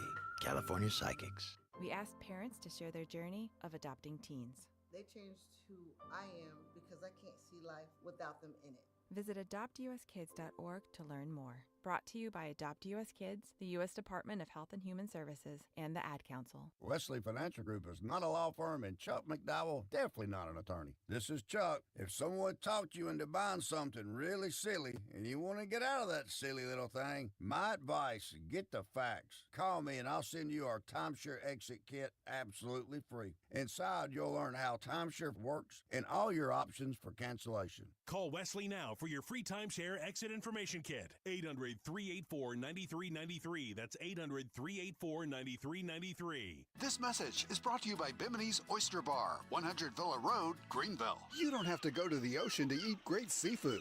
Think Bimini's. That's right, Bimini's Oyster Bar and Seafood Cafe. Bimini's is open 7 days a week. Located at 100 Villa Road, just off Haywood and Pelham, under the red and white beach ball, the water tower. Tap and type your message on the Common Sense Retirement Planning text line. 800-905-0989. This is the Charlie James Show on News Talk 98.9 WORD. The voice of the Carolinas. I apologize. I said Byron Donalds. It's Brandon Johnson, who is the mayor of Chicago. I got confused there, but hey, that happens on occasion. Welcome back to the program. Glad to have you along with us on this Wednesday afternoon. Well, day 15 of the government shutdown. 9 times the Democrats have voted to shut down the federal government. And they're sticking by it. In fact, I told you a little bit earlier today that there's a Democrat Senator, Jeff Merkley. He says this is a good plan. This is a good strategy that the Democrats have. Oh, okay. It's a good strategy. Not paying our soldiers, good strategy. Not paying our federal workers, good strategy. Remember that. They think this is a good strategy. So what does Chuck Schumer want? Well, see, he wants a secret backroom deal. He wants one of those old Boehner deals that he used to get from Boehner or Ryan. He wants one of those deals, you see. Well, doesn't look like that's going to happen under this administration. Well, good morning, everybody. Here we are again. I'm going to be very clear. Chuck Schumer wants a dirty deal. I'll say it again. Chuck Schumer wants a dirty deal. One that caters to his radical base. You know, the same crowd planning to protest at their I Hate America rally this weekend. And what is in this so-called deal? Let's take a look at what's in Chuck Schumer's dirty deal. Let me spell it out. It adds $1.5 trillion to our national debt. $1.5 trillion. It hands out health care to illegal immigrants. That's not a talking point. That's a fact. It guts the most historic investment Congress has ever made in rural health care. Again, that's a fact. And it weakens health care for hardworking Americans. Begin to see the compare and contrast? Chuck Schumer and the Democrats want to protect illegals and hurt Americans. Republicans, we actually want to do what we were elected to do, and that's take care of Americans. So, and one of the things that they point out there that nobody's talking about, and to me, this is huge. It really is big. They want to defund rural hospitals. So let's say if you're down in Allendale, and really the closest big hospital that you have, you got to drive to Augusta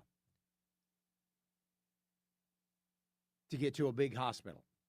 They want to defund the rural hospitals in this country. Why? Because big medical does not like independent rural hospitals. They can't stand those guys. If you can't come to us, you shouldn't be getting health care. And I will guarantee you the medical industry lobby has been getting to Chuck Schumer and the Democrats saying, listen, we got to shut these rural hospitals. They're really hurting our bottom line. So we need to make sure they don't get federal funding. Why not? The big chains do. The big chains get federal funding. But they literally want to take health care out of the rural hospitals. And here in the upstate of South Carolina, we've got many that would have to shut their doors down. So if you have an emergency and you go to the hospital, oh, sorry, closed. Sorry, we're closed. Thank you so much, Chuck Schumer and the Democrats. But that's one of the talking points that I'm just kind of amazed that nobody's really hitting on. Let's go to Reed in Greenville. Reed, welcome.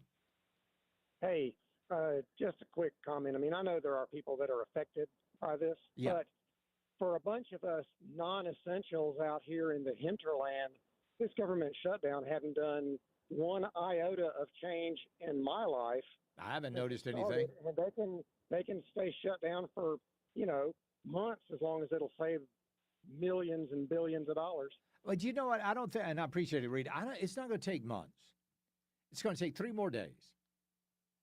3 more days until Chuck Schumer and the Democrats, well, I'll give them 4 more days, until Chuck Schumer and the Democrats decide to open up the government. Now, why do I say that? Because coming up on the 18th, they've got the big No Kings rallies. Got a big one going on at the mall in Washington. Got them going, heck, you got them going on all over the upstate as well. They want to keep the government shut down until the No Kings rally. Now, I honestly, that makes no sense to me, but okay. They want to punish the American people because they want $1.5 trillion added to the continuing resolution. And I'm honestly, I don't even know if that's all. I mean, I think the No Kings rally, that might be just the real reason. But if you want to get to the real reason, is that Chuck Schumer and Hakeem Jeffries, they started feeling the heat from the radical left, the Alexandria Ocasio-Cortezes of the world. They were the ones that were angry with Chuck Schumer because he voted for the one big, beautiful bill. Now, remember, this continuing resolution, no spending was added, no spending was cut. This is basically the same level of spending that the Democrats voted for just a couple of months ago. And now, because they're feeling pressure and they might be primaried, now they're starting to act tough. But here's one thing I don't understand. We should be seeing ads. We should be hearing radio spots. We should be seeing newspaper advertisements that talk about how this is a Democrat shutdown. The RNC, the Republican National Committee, they need to be all over this. They need to make sure that the American people know exactly whose fault this is. The WORD talk line, 800-9050-989. That's also the Common Sense Retirement Planning text line. When we get back, you've heard Kamala Harris say some stupid things, but I don't think she's ever said anything quite this dumb. That's coming up. It's the Charlie James Show. News Talk 98.9 WRD, the voice of the Carolinas. 15 minutes of breaking news and stimulating talk begins every hour, every afternoon on the Charlie James Show. News Talk 98.9 WORD. The voice of the Carolinas. Some things you don't want to relive, but for the good stuff, there's the Odyssey app. I listen on my phone. It's a little bit more fun. Rewind live radio. Download the Odyssey app today and rewind News Talk 98.9 WORD anytime. Looking for a dentist who truly puts kindness and gentleness first? Come visit Agape Dental in Greenville, where your comfort and smile are always our top priority. From routine cleanings to cosmetic dentistry and emergency care, Dr. Kachukas and his compassionate team provide high-quality dental care for the whole family. And for new patients, we've got 2 great ways to get started. Choose our $99 new patient special, which includes an exam, x-rays, and a routine professional cleaning. Or receive a complimentary professional whitening kit at your first visit. Either way, your smile is in good hands. Call 864-558-8566 or visit agapedentalsc.com to book your appointment today. That's agapedentalsc.com. Agape Dental, where kindness and gentleness come first. Storm season is here, and all across the Carolinas, we're taking actions to reduce storm-related outages. With innovative technology and new ways to reroute power to help prevent outages in all kinds of weather. Strengthening our systems, restoring power quickly and safely, while keeping you informed. It's all part of building a smarter energy future for you. Paid for by Duke Energy shareholders. He's Donald Trump's #1 enemy in Congress, Chicago politician Dick Durbin. Now, Durbin has a new scheme. He's doing the dirty work to benefit corporate megastores. Durbin's bill could cut corners on your credit card security, putting your personal data at risk. Big chain retailers and warehouse stores want to inflate their profits, and liberal Dick Durbin would help them do it. Tell senators, say no to the megastores and Dick Durbin. Paid for by the Electronic Payments Coalition. News Talk 98.9 WORD. The voice of the Carolinas. Always live on the free Odyssey app. WYRD FM. WYRD HD1. Spartanburg. Greenville. Anderson. Clemson. From the Carolinas 24/7 News Center. 15 minutes of nonstop breaking news and stimulating talk. Begins now on News Talk 98.9. 98.9. WORD. Here's this hour's big story.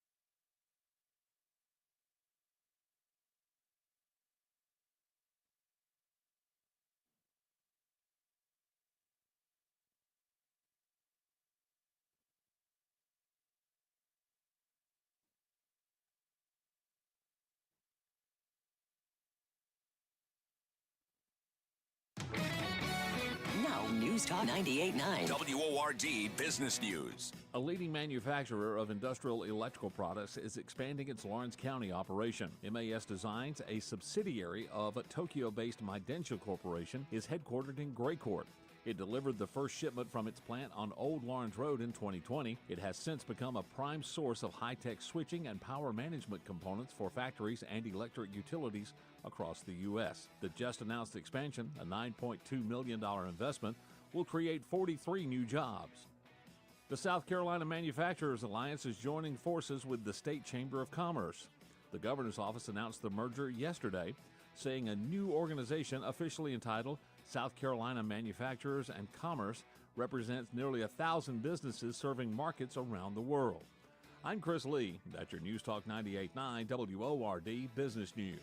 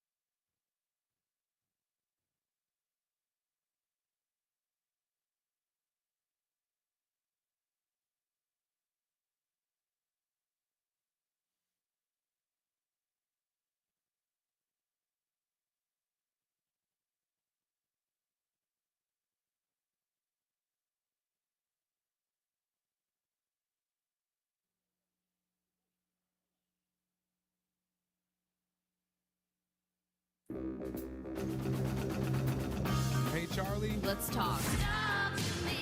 It's the right talk. Charlie. Welcome. This is the Charlie James Show. Now we're talking. News Talk 98.9. WORD. The voice of the Carolinas. And we are streaming live this afternoon. We are on Twitter. We're on Facebook. Are we on Instagram, JJ? We are on Instagram. Several different places. Also over on YouTube at my channel over there. So if you would like, you can always stream the program that way as well. And, of course, the WORD talk line, 800-9050-989. That's also the Common Sense Retirement Planning text line. Well, we know that Kamala Harris is out there hawking her book. What is it called? 170 Days, something ridiculous like that. And she is, first of all, we know she didn't write that book, right? We know that was a ghostwriter. We're all in agreement on that because this is a woman who just nothing but word salad. And she is out on the trail now, trying to sell her books, trying to convince you that if she only had enough time, she would have been the first female president of the United States. If she just had more time, that's all. No, you know what I think? I think if she had more time, she would have done even worse. Donald Trump won the electoral vote. He won the popular vote. There was basically no way that the American people were going to vote for a continuation of the 4 years that preceded her. They were sick and tired of that. But she doesn't want you to know that. She wants you to think that she was a great candidate. So she's out on this trail. And she is making, well, I'll let her do it because it's pretty darn funny. Now, remember, I want you to remember that she never considered herself black until she ran for vice president. Before that, she was Jamaican and she was Indian. Just remember that as you hear her talk, of course, about herself. That is a decent resume, but go ahead. But there... Well, some people have actually said I was the most qualified candidate ever to run for president. Well, I'm sorry, what? Who is saying that? Nobody is saying that. But let's listen to this resume she's got. What I've done, and the fact that I was elected district attorney for 2 terms as the first woman elected attorney general of the state of California, ran the second largest Department of Justice in the United States, second only to the United States Department of Justice. I was the United States Senator, second black woman elected in the history of the United States Senate, and I was the first woman vice president of the United States. So there are those things that I needed to make sure that people knew. That is a decent resume, but go ahead. But there,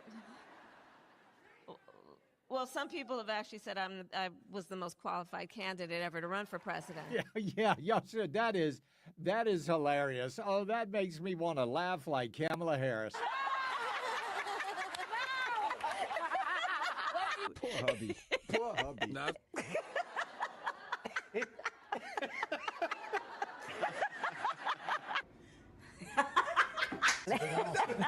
Yeah, that's how it makes you want to qualified.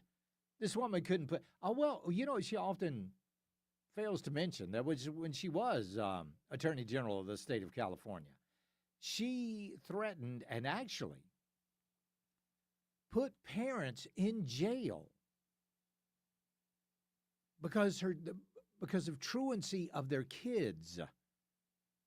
If their kids didn't go to school or miss too many days of school, she arrested the parents. And most of these parents were low-income parents. And they were black.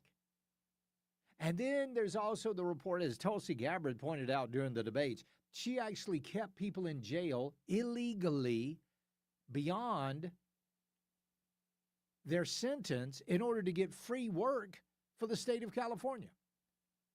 This woman has been, she's been a fake and a fraud and a phony her entire life. And she continues to be a fake and a fraud and a phony because now she's out hawking a book that we all know she didn't even write.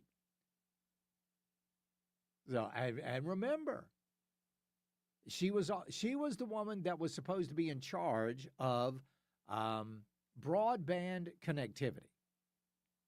She was the broadband connectivity czar under Joe Biden. Do you know how many people were connected to broadband under her czarship?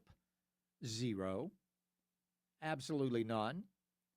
And not to mention the unbelievably failed border czar position that she had. And then she claimed to go to she didn't go to the border. She went near the border. She went to the airport in El Paso. She never left the airport. Oh, I take that back. She went right across the street to the ICE facility over there for a brief moment. She never went down. She never touched the border. She never saw what was going on in Brownsville or Eagle Pass or Yuma. She never saw all of that. I remember her saying, I've never been to the border. I've never been to Europe. Remember that? Like that was some sort of a justification for not going to the border? No, Kamala. You spent $2 billion on a campaign with a B, billion dollars. You had Beyonce show up, and that's the only reason you could pack an auditorium. The only reason, because people thought they were going to see a concert. Well, they were wildly disappointed when they didn't. You brought in Megan Thee Stallion. You brought in John Bon Jovi. You brought in Bruce Springsteen. You brought in all of those people, and it still did not help you. Some little part of me believes she's going to try to run for president again. Some little part. It's going to be between her and Gavin Newsom coming up in 2026. No, I'm sorry. 2020. Don't say that, Charlie. Don't say that, Charlie. Coming up in 2028. I think those are going to be the two big candidates. Both of them from California, both of them failures completely. But she's going to try it again because that's what ego does. That's what ego does. She doesn't realize that the American people don't want her. All right, so there you go. All right, WRD Talk Line 800-9050-989. It's also the Common Sense Retirement Planning text line. Charlie, her word salads would have been epic, wouldn't they, though? Could you imagine her in the first joint session of Congress or her giving the first State of the Union speech or whatever? And by the way, I can't wait for the next State of the Union speech from President Trump. Oh, Charlie, you're just a white supremacist hater. Yeah, that's right. That's right. Because I point out the obvious. There you go. Charlie, she locked up more people from nonviolent marijuana possession than anyone. Yep. Charlie, please don't play her laugh again. I almost drove my truck into a tree. All right. I will help the Department of Transportation out. I won't play that again. We'll be right back. It's the Charlie James Show. News Talk 98.9 WRD, the voice of the Carolinas. This is Mark Levin. Join me tonight at 7 following Charlie James for the Mark Levin Show, a News Talk 98.9 WORD, the voice of the Carolinas.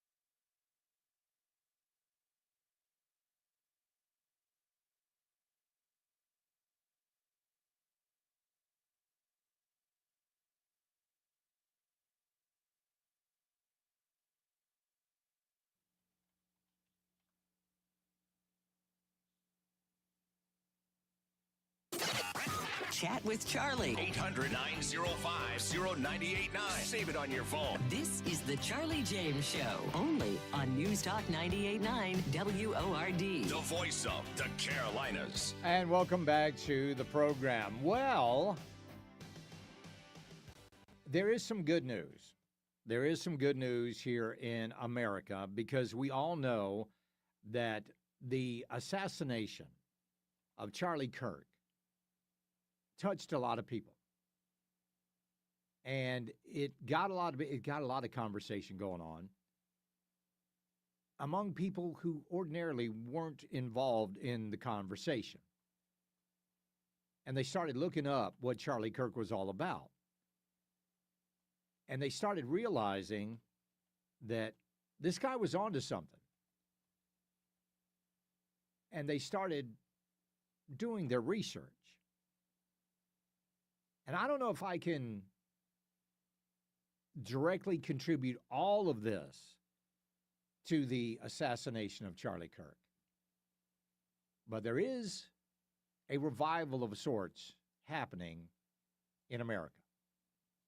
Listen to this. A Christian revival across the country. Bible sales increasing over 40% since 2022. Religion app downloads surging nearly 80%.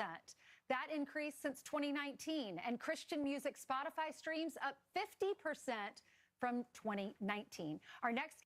You see, and it's just like when we go back to that story I told you a little while ago, that the incoming class of freshmen in colleges and universities, they are actually less likely to identify themselves as trans or non-binary by half. It used to be 8% of incoming college students identified as trans or non-binary. It's now down to 4%. See, I believe people are waking up in this country. And I believe a lot of people are realizing exactly what these folks on the radical left have been pushing on them. And we talked about social contagion, about how it's all just been a big fad. All of a sudden, it was cool to be trans. It was cool to be non-binary or whatever. They made up all of these weird ze, these weird pronouns. And now people are like, all right, we've had enough of that. Now we're going to just go back to being he and she. He or she, not and. So there is some hope on the horizon for the young people here in America. And then maybe you think, all right, well, that's a really good thing. But then you look at what the Vatican has done. And this blows my mind. And for this, we go to this young lady. What is this? The Warwick Report. I want you to listen to this story. This is unbelievable. Did the Vatican just turn its back on Christianity and God's commandments? The Apostolic Library in the Vatican just opened a room with carpet for prayer for the visiting Muslim scholars. Let's break this down, shall we? Facts over feelings. Exodus 23, you shall have no other gods before me. That's literally the first commandment. Exodus 34:14, for you shall worship no other god. Pretty self-explanatory. And before the Karens go yapping off, no, the word for Allah and Yeshua are different. Two different meanings, it's not the same God. Thank you. Moving the conversation on with those who have a functioning brain. 2 Corinthians 6:16, Paul warns believers to not mix worship with that of other faiths or gods. So whether you believe it or not, the Bible teaches the worship of a one true God. Fundamentally, worshipping Allah is theologically incompatible with Christian worship. According to the biblical texts, it is inappropriate to worship Allah in a church setting. Now let's focus on the Vatican. It's a sovereign city-state, the spiritual and administrative center of the Roman Catholic Church. It is the headquarters of the Catholic Church and the residence of the Pope. The Vatican should lead by example. I think it's highly inappropriate to have a room dedicated to worshipping Allah in the headquarters of the Christian Church. It goes against the biblical texts. Simple. And it doesn't really look like it's a two-way street. There isn't an equivalent of an Islamic Vatican, and even if there was, we're not able to find many of the mosques that accommodate Christian worship. Duh. I deeply apologize for the attitude. I just feel as if, given the Vatican's history and bad press, they should be doing things to rectify their image. Thoughts? Okay, thanks, bye. Did the Vatican... And she's absolutely right. The Vatican, this new pope that we've got, has put up a prayer room, a Muslim prayer room.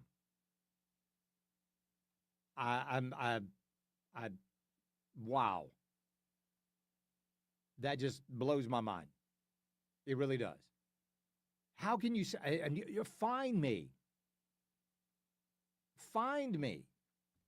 a mosque that has got a section laid out for Christians. Pope Leo has put a Muslim prayer room in the Vatican. Can you believe it? How many, hey, let's go find us a Vatican, a Christian prayer room in Mecca. Let's go do that. I mean, wow. Christians being slaughtered across the globe. Where's Pope Leo speaking out on this? But no. The Vatican granted Muslim researchers a dedicated room with a prayer rug inside the Vatican Apostolic Library. It's for accommodation and to show common courtesy. Common courtesy? No. I'm telling you, I don't understand. I really don't. How come Catholics are tolerating this? How come the cardinals in Rome are tolerating this? Well, your own guess is as good as mine.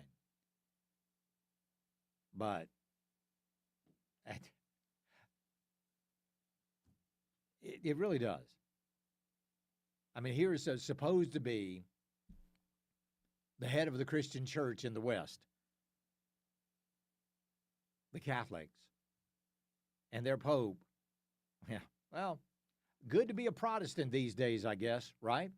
All right, WRD Talk Line, 800-9050-989. That's also the Common Sense Retirement Planning text line. Charlie, Leo is just a retreated Francis. Yeah, right. That's really all he was. Charlie, Catholicism and Islam both seem to be very tolerant of pedophilia. Yeah, we've seen that. Charlie, Protestants for the win. You're right. Charlie, the Pope has invited the devil into his house.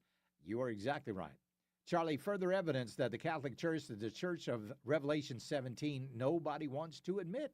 Charlie, the Pope is a coward, and cowards try to placate their enemies so they don't have to fight them. Yeah, that's the last thing they want. We'll be right back. Oh, when we get back, Ketanji Brown Jackson has made a statement on redistricting. You will not believe what she said. It's the Charlie James Show. News Talk 98.9 WRD, the voice of the Carolinas. When the left spins, Charlie sets it straight. It's the Charlie James Show on News Talk 98.9 WORD, the voice of the Carolinas.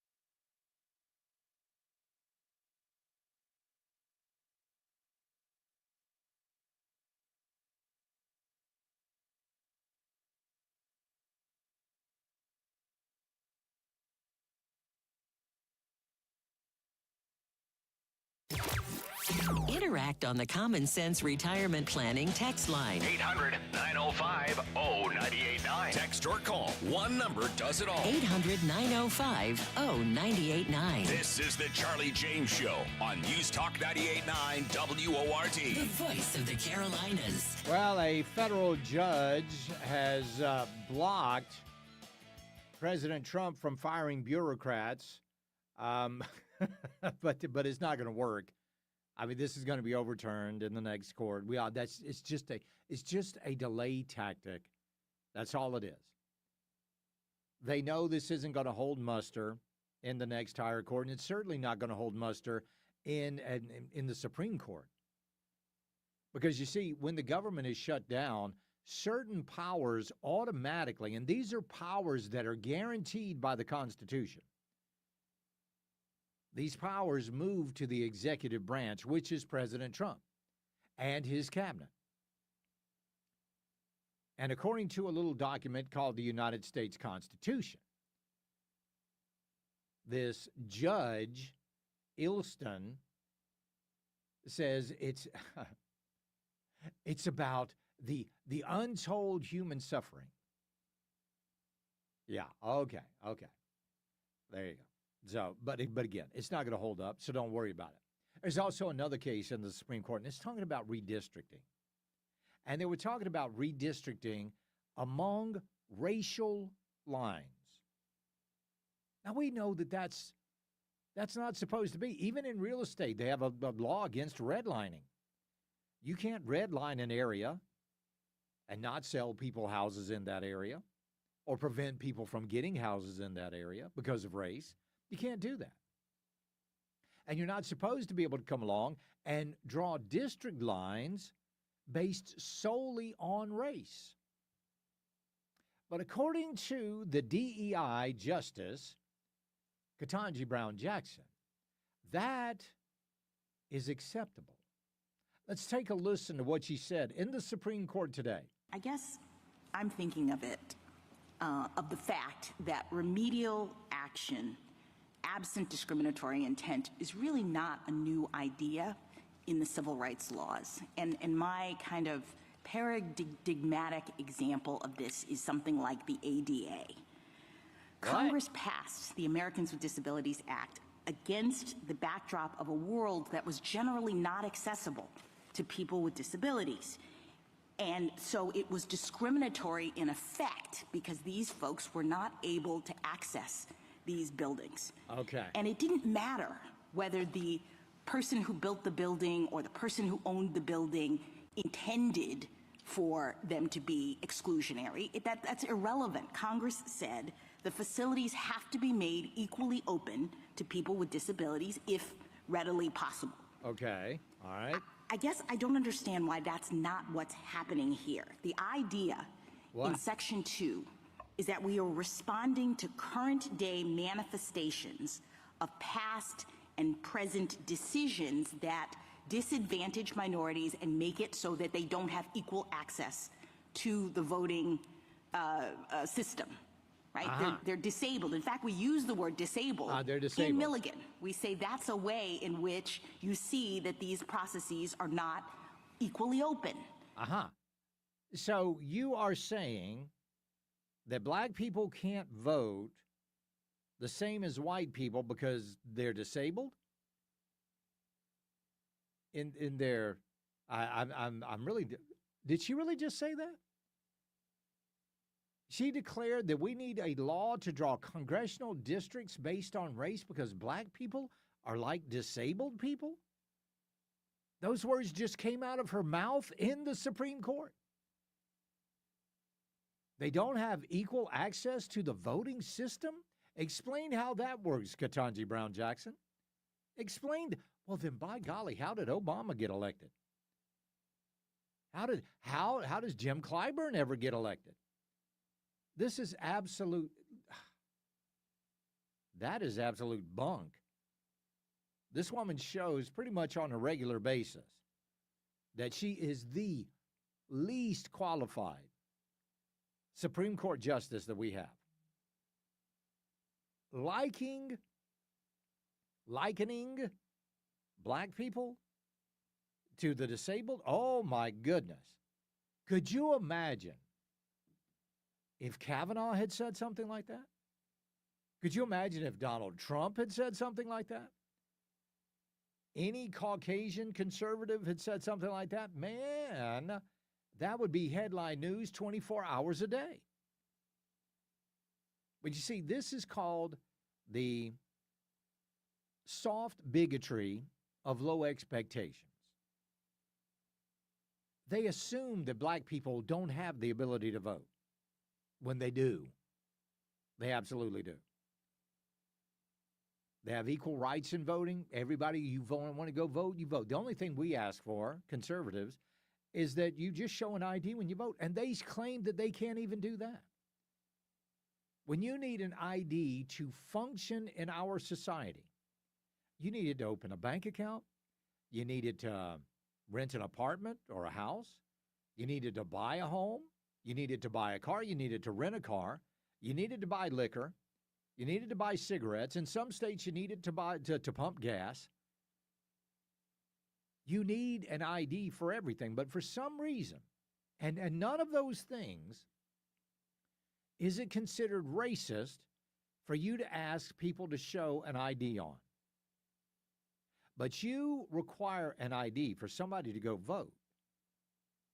And all of a sudden, that's racist. How come that is? Why is that? Because they just want to cheat. And Ketanji Brown Jackson wants the cheating to continue by allowing, Ketanji Brown Jackson, do you really want to do that? Do you really want to be able for states to draw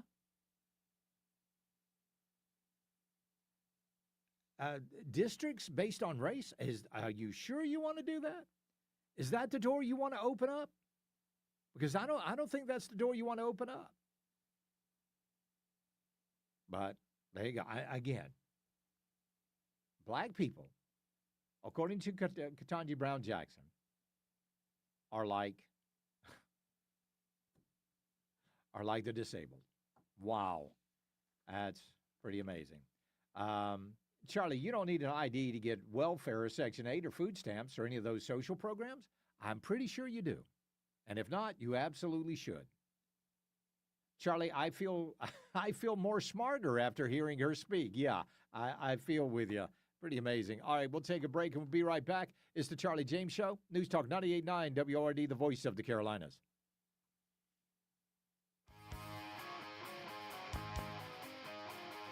Hey, this is Tara. Start your day with common sense information and opinion with me on The Tara Show tomorrow morning starting at 6. News Talk 98.9 WORD, the voice of the Carolinas.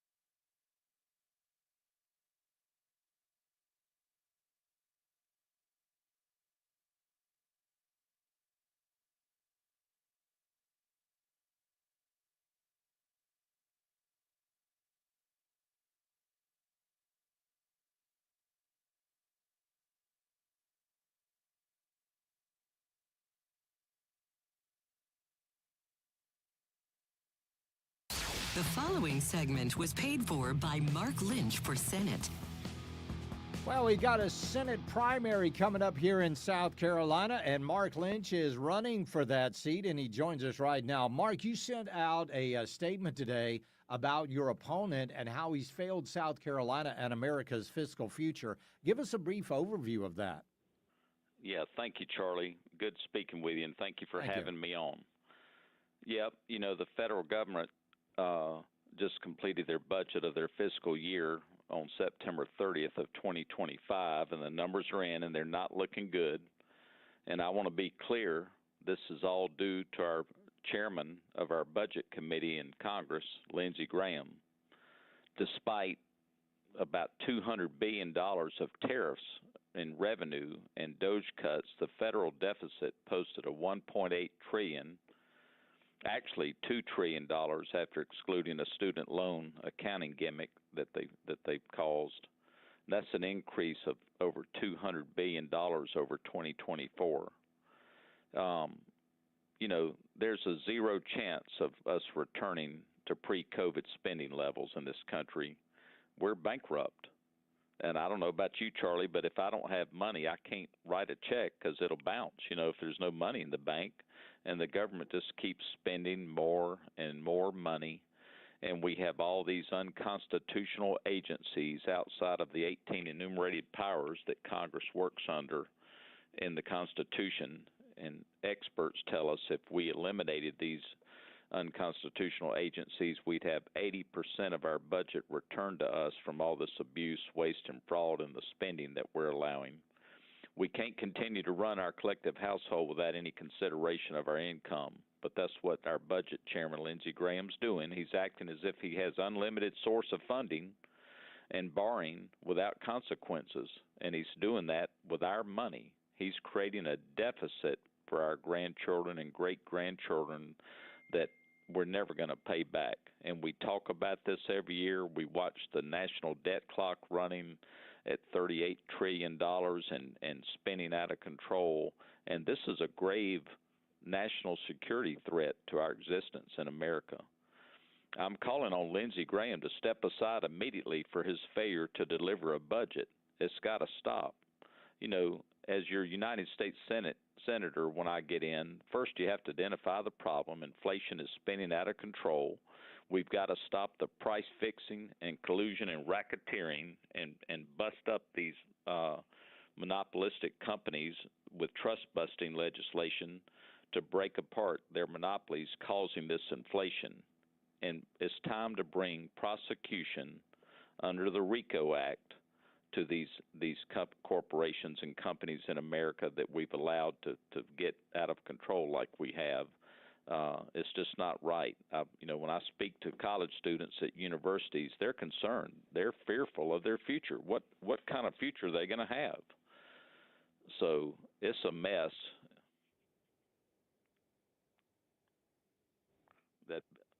That'd be one of the biggest ones, yeah, because we're bankrupt. We've got to stop spending, and one of my priorities would be to nullify these unconstitutional agencies we've formed and allow to get formed in our country. That's a good question. Why aren't they? Yeah.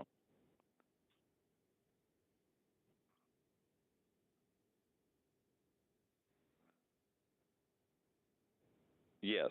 Well, our website is Lynch for Senate, Lynch FOR Senate. They can go there. You can see our link tree that'll connect you to our X account and Facebook page. And we need prayer. That's how we win this, is on our knees. And definitely, if people can contribute, it takes a lot of money to defeat this traitor we're going up against. But he's just a man. It's happening. America's back, like Trump said, and it's time to have good, true, conservative people in leadership.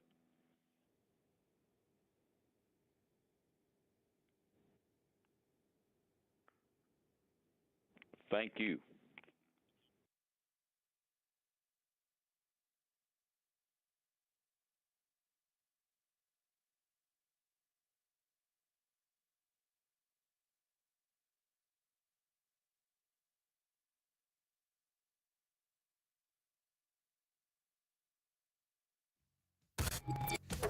Charlie Speaks. You listen on your time. Get the show on demand. Text podcast to 800-905-0989. The Charlie James Show on News Talk 98.9 WORD. The voice of the Carolinas. Well, with all this government shutdown, and remember, this is a Chuck Schumer shutdown. It is a Hakeem Jeffries shutdown. Oh, and by the way, we are now here, and this is going to be good. This is going to be precious. There is going to be a debate between Mike Johnson and Hakeem Jeffries on C-SPAN, and they're going to be debating this government shutdown. Now, remember, good gracious, I don't know Hakeem's, and I can't wait to see this, because Hakeem Jeffries is okay. He's not great, but he's passable somewhat when he gets in front of a microphone by himself, or when he's giving out those 15, 20-second sound bites. Then he's passable. But you get this man into a long-form debate about substantive issues like government spending and like this continuing resolution, I think Mike Johnson is going to mop the floor with him. Let's go to William in Gaffney. William, welcome. Charlie James. Yes, sir. Have you ever noticed, and I know everybody else has noticed, Lindsey Graham lays silent, dormant? Yeah. Until his election date? Oh, yeah. Until the primaries, yeah. That makes my stomach turn. In fact, it's worse than that. I mean, he acts like a liberal.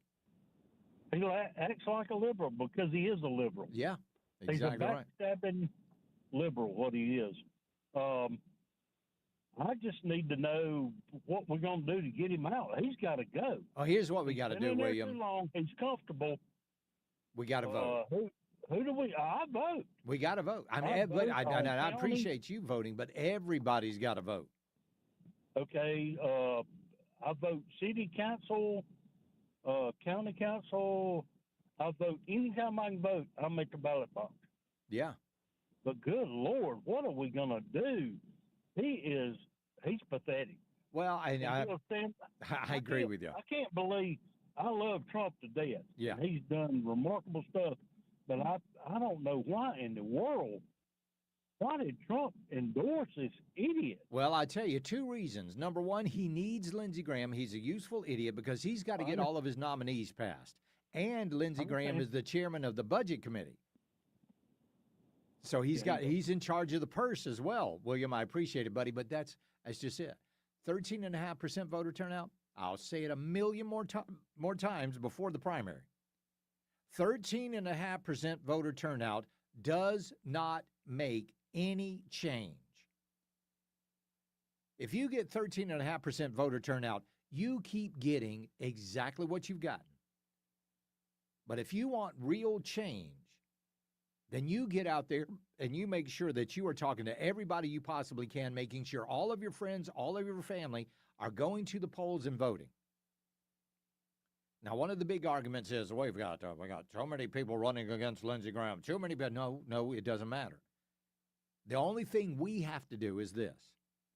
Make sure we turn out in numbers so great that Lindsey Graham does not get to 50.1%. That's the threshold to win the race. If we can keep Lindsey from getting that majority, and then everybody that voted against him the first time come back to the polls a couple of weeks later and vote again, that's the only way you beat him.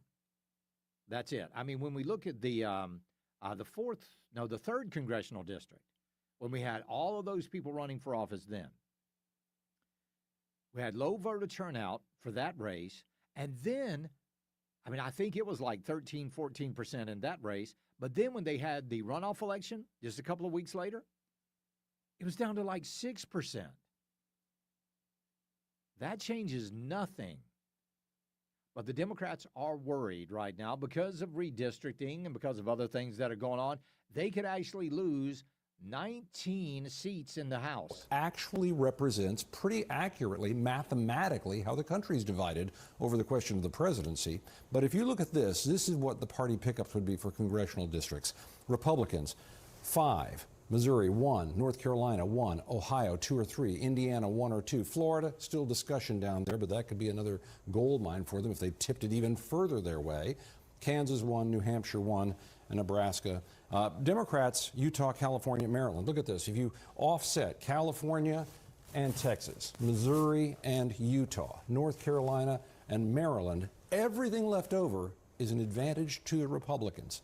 And don't forget, the Supreme Court is considering what could really be the end of the Voting Rights Act, which would protect minority groups. So you don't have a state that's half black, for example, that elects only one congressional member and everybody else goes to the Republicans that would represent that population in some ways. So if that is gutted, Democrats could lose 19 seats. This would be a huge amount.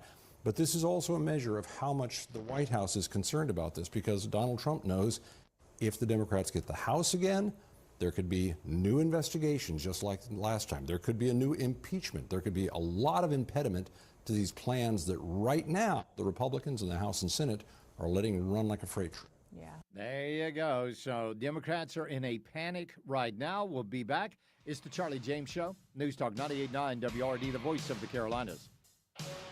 15 minutes of breaking news and stimulating talk begins every hour on The Charlie James Show. Afternoons 3 to 7 on News Talk 98.9. WORD, the voice of the Carolinas.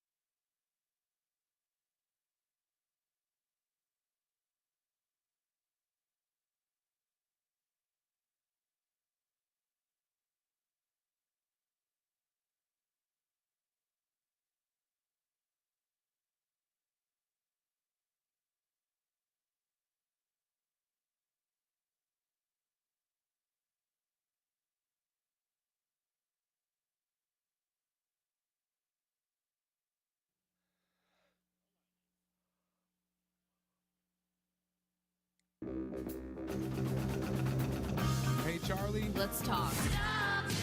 It's the right talk. Charlie. Welcome. This is the Charlie James Show. Now we're talking. News Talk 98.9, WORD. the voice of the Carolinas.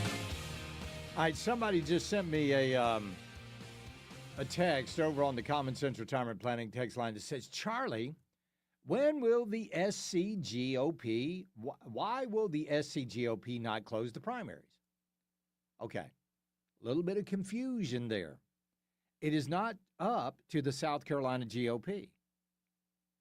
The South Carolina GOP has nothing to do with closing the primaries. That is completely and totally in the hands of our state legislature. And our state legislature, we all know, benefits from open primaries in South Carolina. Let's say you're in a district and it's primarily Republican.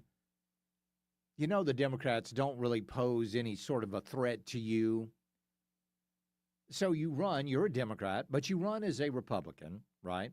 And then you have all of your Democrat buddies vote for you in the primary. So now you're the candidate.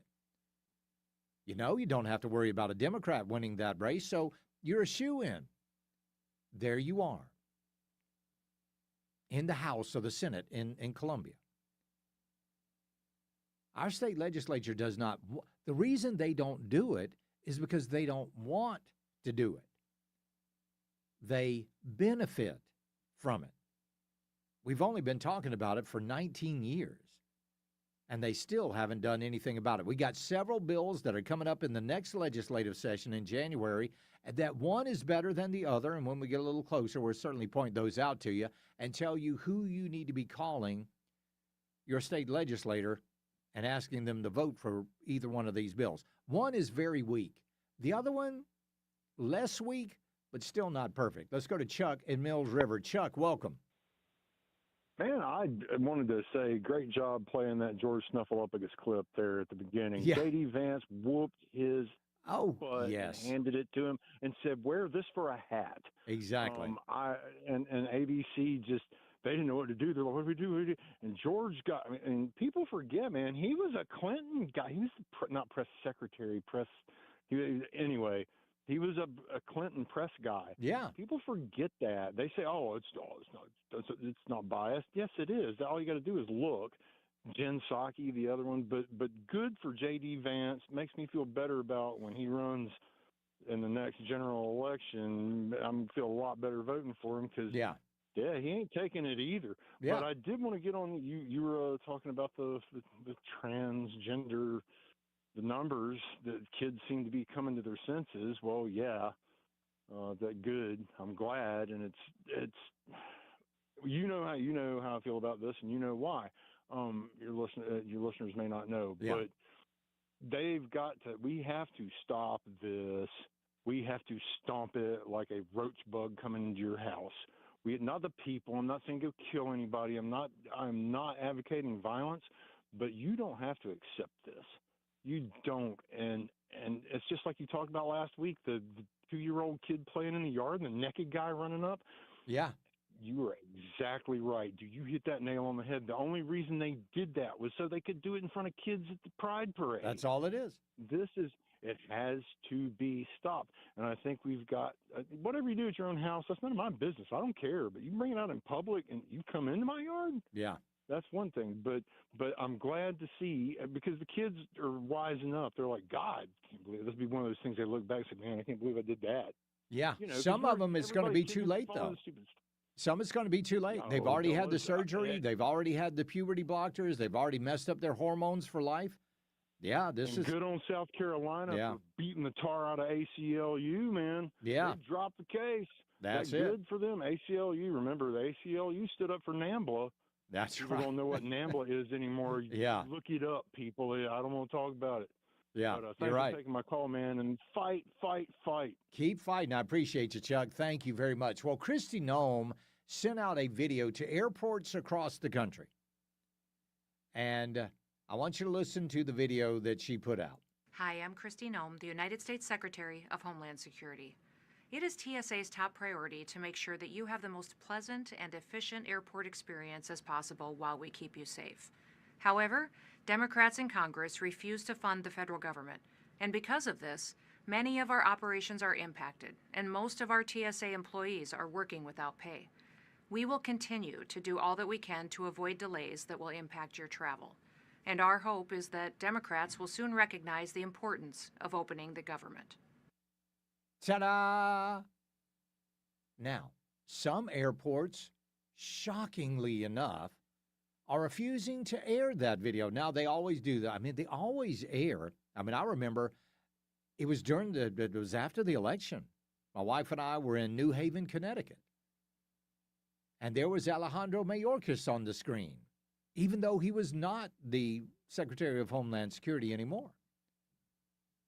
Well, a lot of airports, like I said, some airports are refusing to play this video from Kristi Noem. And one of those airports, ladies and gentlemen, is our very own Greenville-Spartanburg International Airport. They are saying that they will not play a video of Homeland Security Secretary Kristi Noem in which she blames Democrats for the federal government shutdown. It's not just her, and I'm reading this from WYFF, by the way, so take this with a grain of salt, because it actually comes from the Associated Press. The airport released the following statement to WYFF News 4. The Greenville-Spartanburg Airport District currently provides essential travel tip information on digital display screens located adjacent to our TSA checkpoint. These instructional messages have proven highly effective in preparing passengers for the screening process, helping to streamline operations and enhance the overall travel experience. To preserve clarity and impact of these communications, we do not intend to add additional messaging to these screens at this time. Maintaining a focused and consistent display ensures that travelers receive the most relevant information. GSP is one of several airports that are not displaying the message. New York, Atlanta, Chicago, Los Angeles, Charlotte, Phoenix, Seattle, and more say the video's political content goes against their policies or regulations prohibiting political messaging in their facilities. It is from the Director of Homeland Security. And I'm pretty sure you guys get federal dollars, right? Right? So who is on the GSP airport, what is it called? Board of Directors. That's what I want to know. Board of Directors. Let's just see if I can find this real quick. Just take a look here. Let's see. We got Minor Shaw, Chairperson, President of MICA LLC. Leland Birch, lifelong resident of Greer, served since 1985. Valerie Miller, a real estate executive for the Marchant Company, serving since 1998. And Hunter Culbertson, an aviator and founder of SAI Flight Companies, appointed in 2023. Other leadership, Kevin Howell and Cody Ballman. Cody Ballman is the Vice President and Chief Operating Officer. Kevin Howell is the President and CEO of the GSP Airport. Might be a good idea to give them a call. Maybe send them an email telling them that this was sent down from the Secretary of Homeland Security, and they should be playing it. We'll be right back. It's the Charlie James Show. News Talk 98.9 WRD, the voice of the Carolinas. When nasty weather strikes, stay in the know with the upstate's largest staff of meteorologists 24/7 on News Talk 98.9 WORD. The voice of the Carolinas.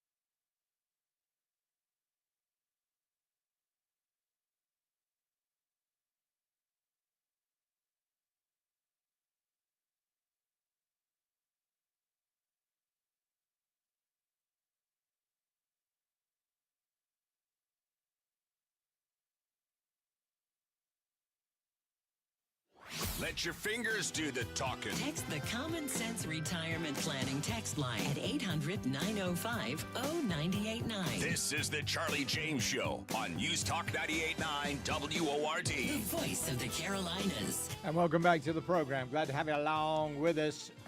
All right, listen. I mean, AI is interesting. I use it on occasion, but we are talking about a lot of energy that AI uses. Did you know that to create one image on AI, it takes more energy to do that than for you to charge your phone? That's a lot of energy.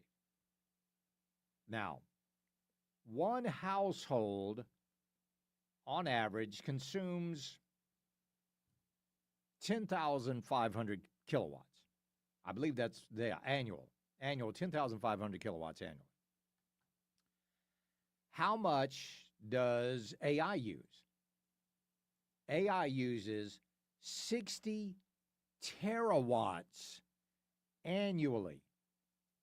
This is unbelievable. I just did the research here. Homes, total energy per home. If you looked at that 60 terawatts, this is unbelievable. You could run 50 trillion homes off of what AI uses annually. No, I'm sorry, 15 trillion homes. That's unbelievable. That's why your electric rates are going up, because those guys get a break on their electric bill. You do not get a break. In fact, all of these energy companies around here, I know Duke is one of them, they're trying to raise your rates. Why? Because they need to offset the money that they are losing from running these data centers, and they're looking at bringing another one here to Greenville. You see, they get the breaks. You don't get the breaks. Our infrastructure is not going to be able to handle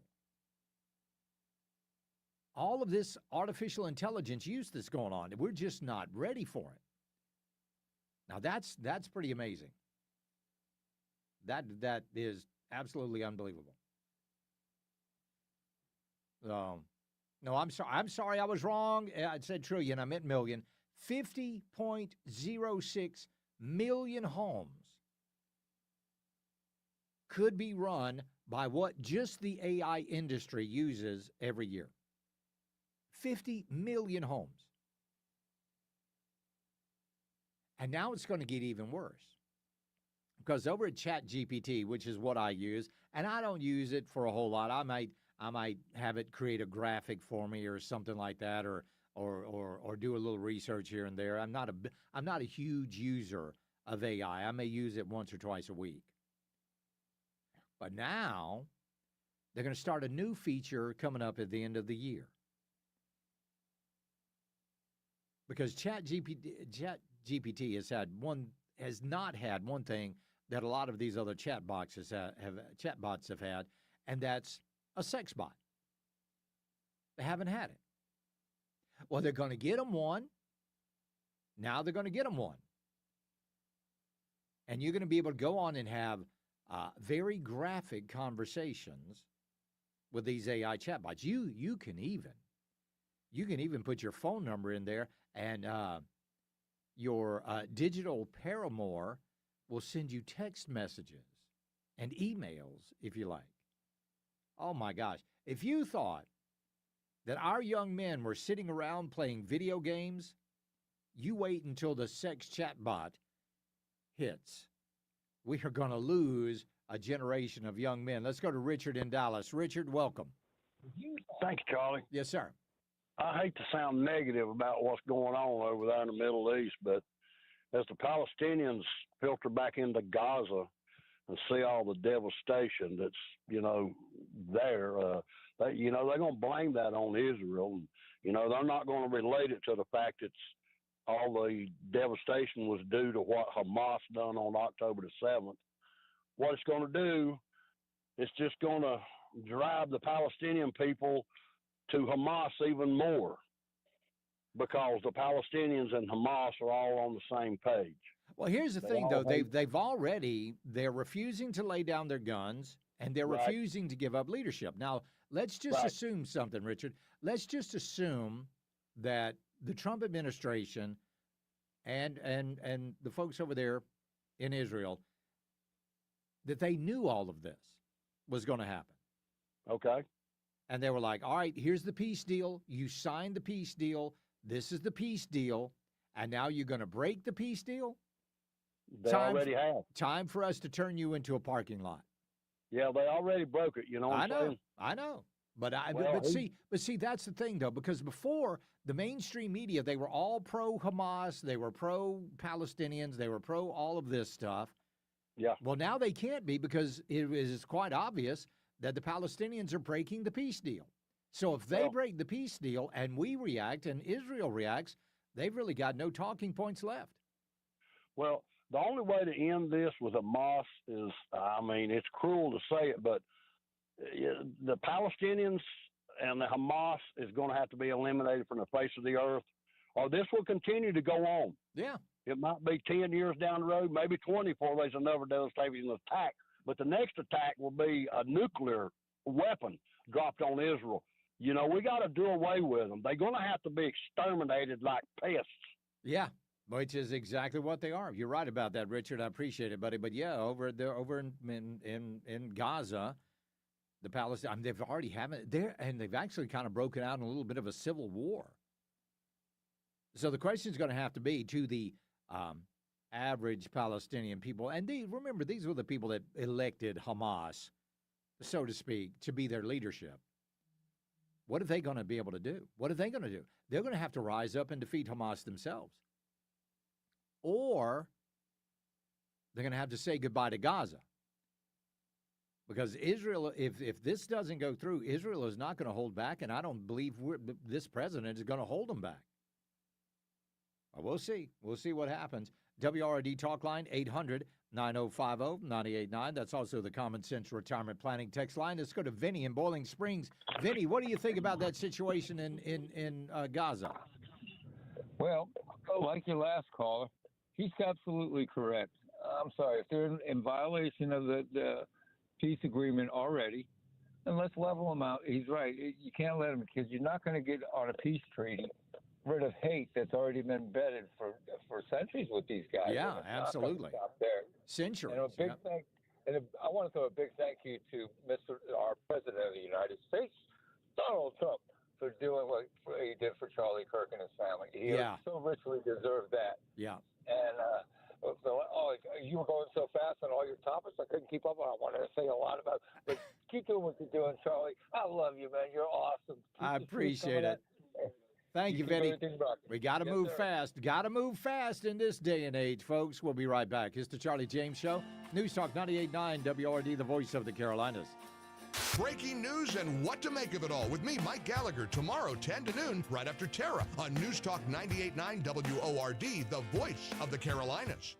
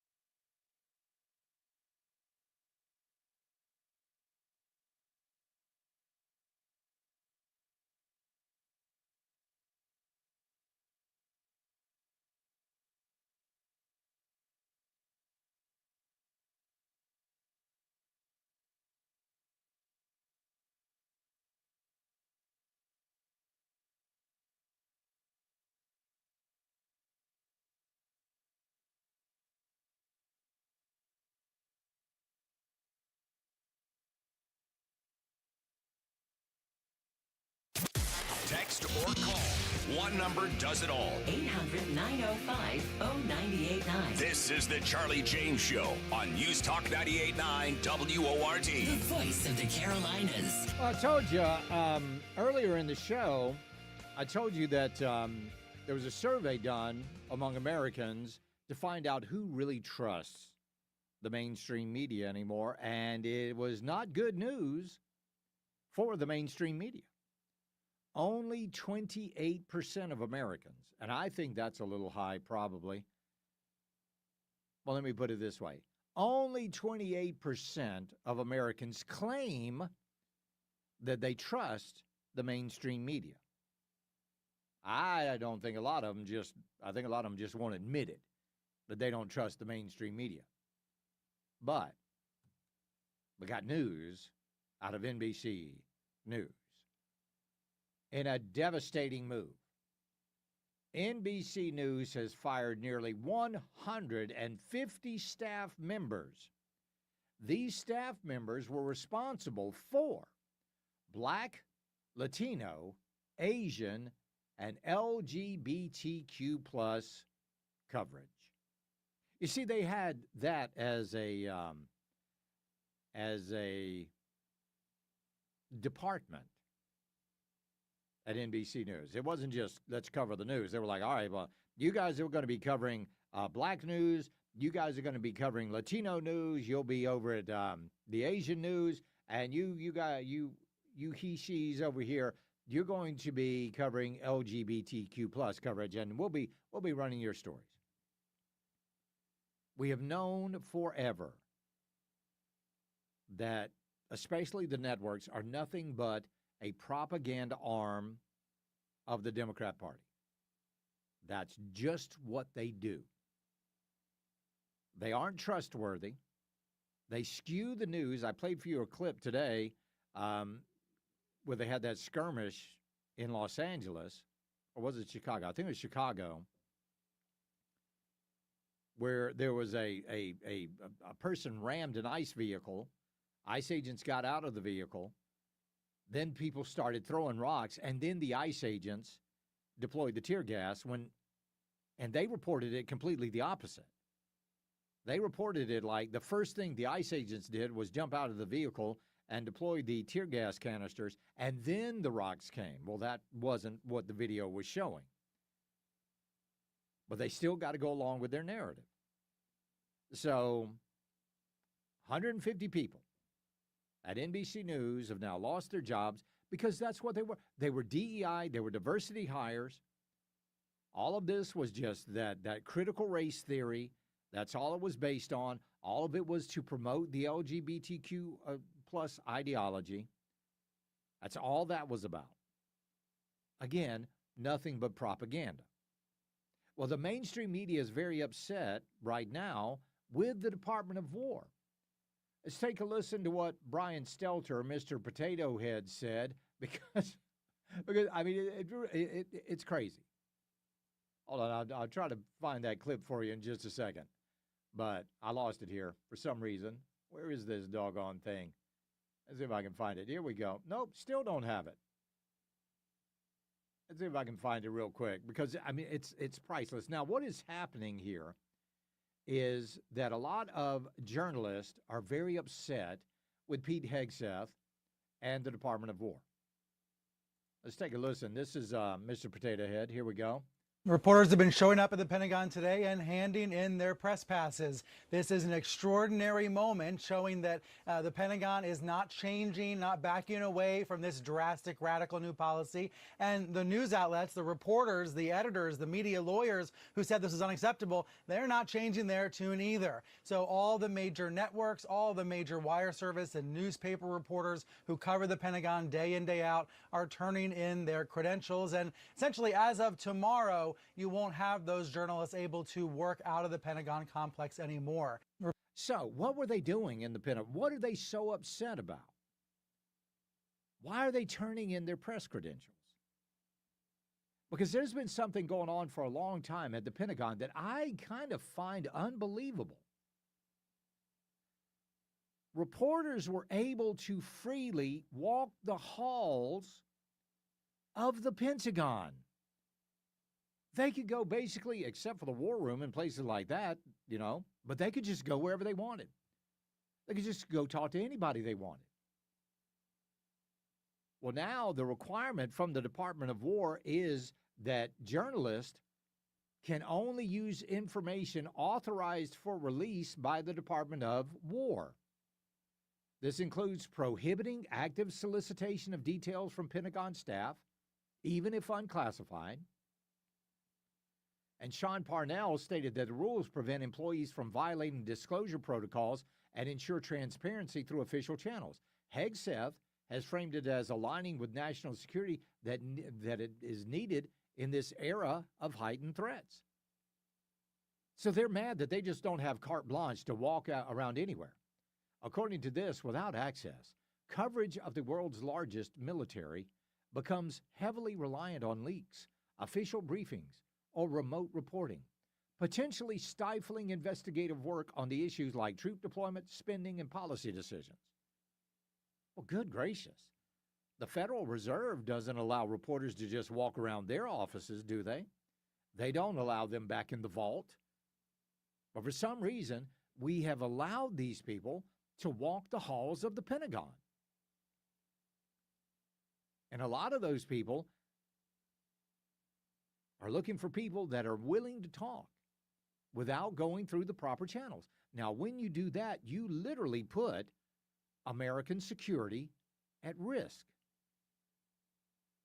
These people would have, because one of them talked about, how are we going to get any information on troop movement? Well, come here. Let me just, you're not supposed to have that. If the Pentagon wants you to have information about troop movement, they will give it to you. Not some guy that works on the copy machine that happened to see a document. But that's what they want. They want to be able to go anywhere they want, anytime they want, and talk to anybody they want. And Pete Hegseth is going, you know what, enough of that. We live in far too dangerous a world to have our troop movements and other things being broadcast to the world without approval of the Pentagon. So they're mad. Well, be mad. I don't care. Be mad. You can't go down to Savannah Riverside and just walk the halls. No, you have to have an escort. And these people are now going to have an escort. Oh, you want to go talk to who? Well, we've got an escort for you. It's the Pentagon, for goodness sakes. My uncle was stationed in Cheyenne Mountain in Colorado, deep underground. And they had, at the time, this was right after Vietnam, they had lines marked all through Cheyenne Mountain, right? And lines. And you had a badge. And these lines were different colors. And you had to stay on the line that matched your color. If you were caught on a line that did not match your color, you were automatically, you were either escorted, you were arrested and escorted, or depending on which line you were on, they would just shoot you because you're not supposed to be on that line. We got far too many serious things going on inside the Pentagon to have people like Mr. Potato Head walking around the halls. We'll be right back. It's the Charlie James Show. News Talk 98.9 WORD, the voice of the Carolinas. Get breaking news sent straight to your phone for free. Download the Odyssey app. Follow News Talk 98.9 WORD. Stay in the know with the voice of the Carolinas.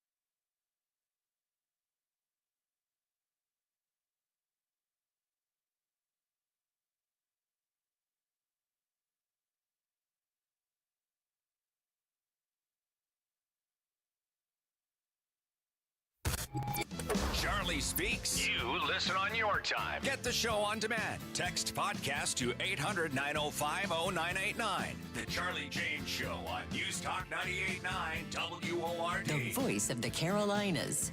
This is going to be the longest shutdown, government shutdown in American history. And it can only be blamed on the Democrats. That's it. Anybody that tells you anything differently is counting on one thing. You need to be stupid. That's what they're looking for. That's what they're counting on. You to be a big idiot. Even old Jimmy Kimmel over on his show, he's counting on his audience to be stupid. Let's listen to what he said. Also happens to be Columbus/Indigenous Peoples Day, which is a federal holiday. Although with the government shutdown, every day now is a federal holiday. We're on day 13 with no end in sight. A majority of Americans blame Republicans for the shutdown. No, they don't. Republican leaders are still trying to blame Democrats for the shutdown, even though they control the House, the Senate, and the White House. It would be like Trump. Okay, so let's lay that out. You need 60 votes to keep the government open. There are not 60 Republican senators. If there were 60 Republican senators, this nation would be a much better place.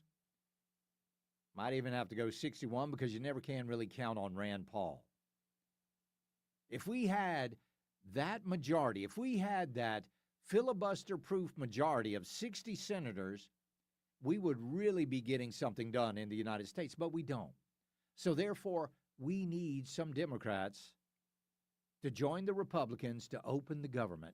Jimmy Kimmel knows this.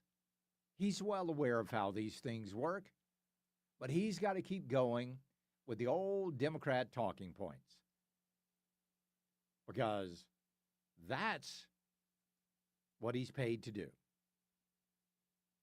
The Democrats are planning on keeping the government shut down until after Saturday when they're going to have their big rally. Here's Speaker of the House Mike Johnson. I encourage you to watch. We call it the Hate America rally that will happen Saturday.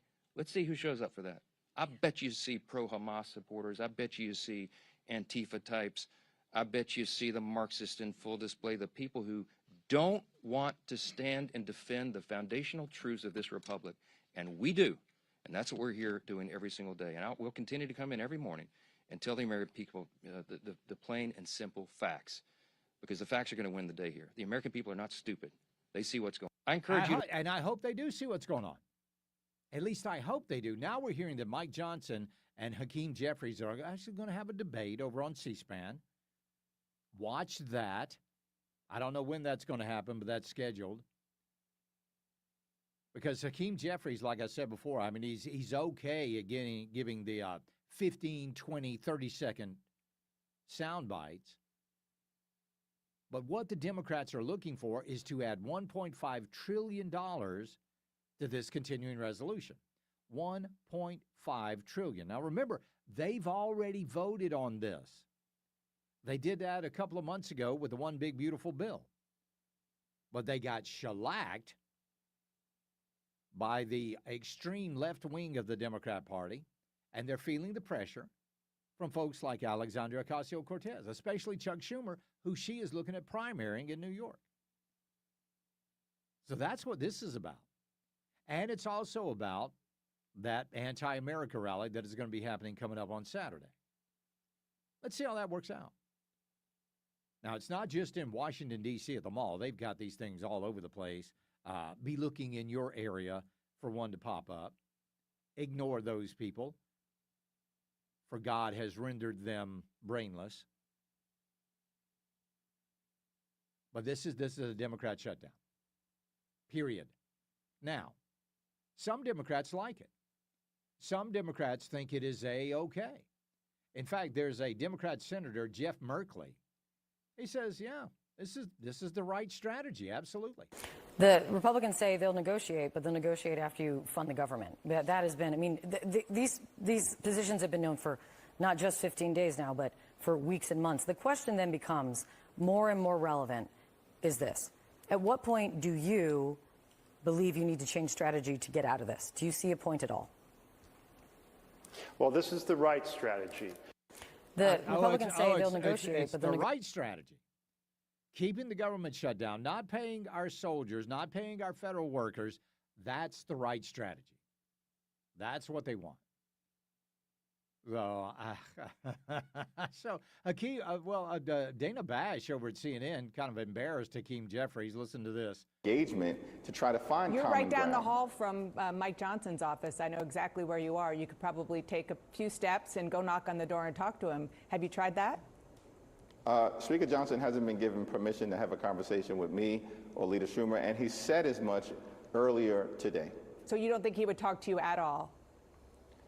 We can have a conversation, but the problem is that until they get the green light to actually have a meaningful discussion to try to find common ground and a bipartisan path forward and a willingness to address the damage that Republicans have done to the health, the safety, and the economic well-being of the American people. Now, what health? No Americans are getting Medicaid cut. No Americans are getting Medicare cut. The only thing the Republicans don't want is for illegal aliens to get federal dollars for their health care. And when Hakeem Jeffries jumps up and lies about it in Congress and says, no illegal alien, well, that comes down to what the definition of illegal is in their little pea-brain minds. You see, everybody that crossed the border under the Biden administration, not everybody, but a lot of them, they were given a parole. They came into contact with a Border Patrol agent, and they were immediately given parole. And they were given a court date. All right, now you show up, this court date, it's about 3 years from now, but you show up. You're under parole right now. You show up. The Democrats consider them to be here legally. Conservatives don't consider them to be here legally. They consider they're still illegal aliens. They came across the border illegally. But because the Biden administration and his Department of Justice gave them probation, well, no, they're here legally, and they're entitled. They're entitled to this health care. When will they not come out and just admit it? Quit playing the funny little word games and just admit it. So Hakeem Jeffries says that he couldn't go down to Mike Johnson's office, knock on the door. Speaker Johnson, can we have a talk? But yet, the Democrats last night, they could go in and they could try to storm Mike Johnson's chambers in the Capitol, in the Speaker of the House's office. They go there. He's got a sign out there. It's a little graphic up on a what do you call those things? A thing that holds a sign holder. So he's got there. And they just tear that down and demand to see the Speaker of the House.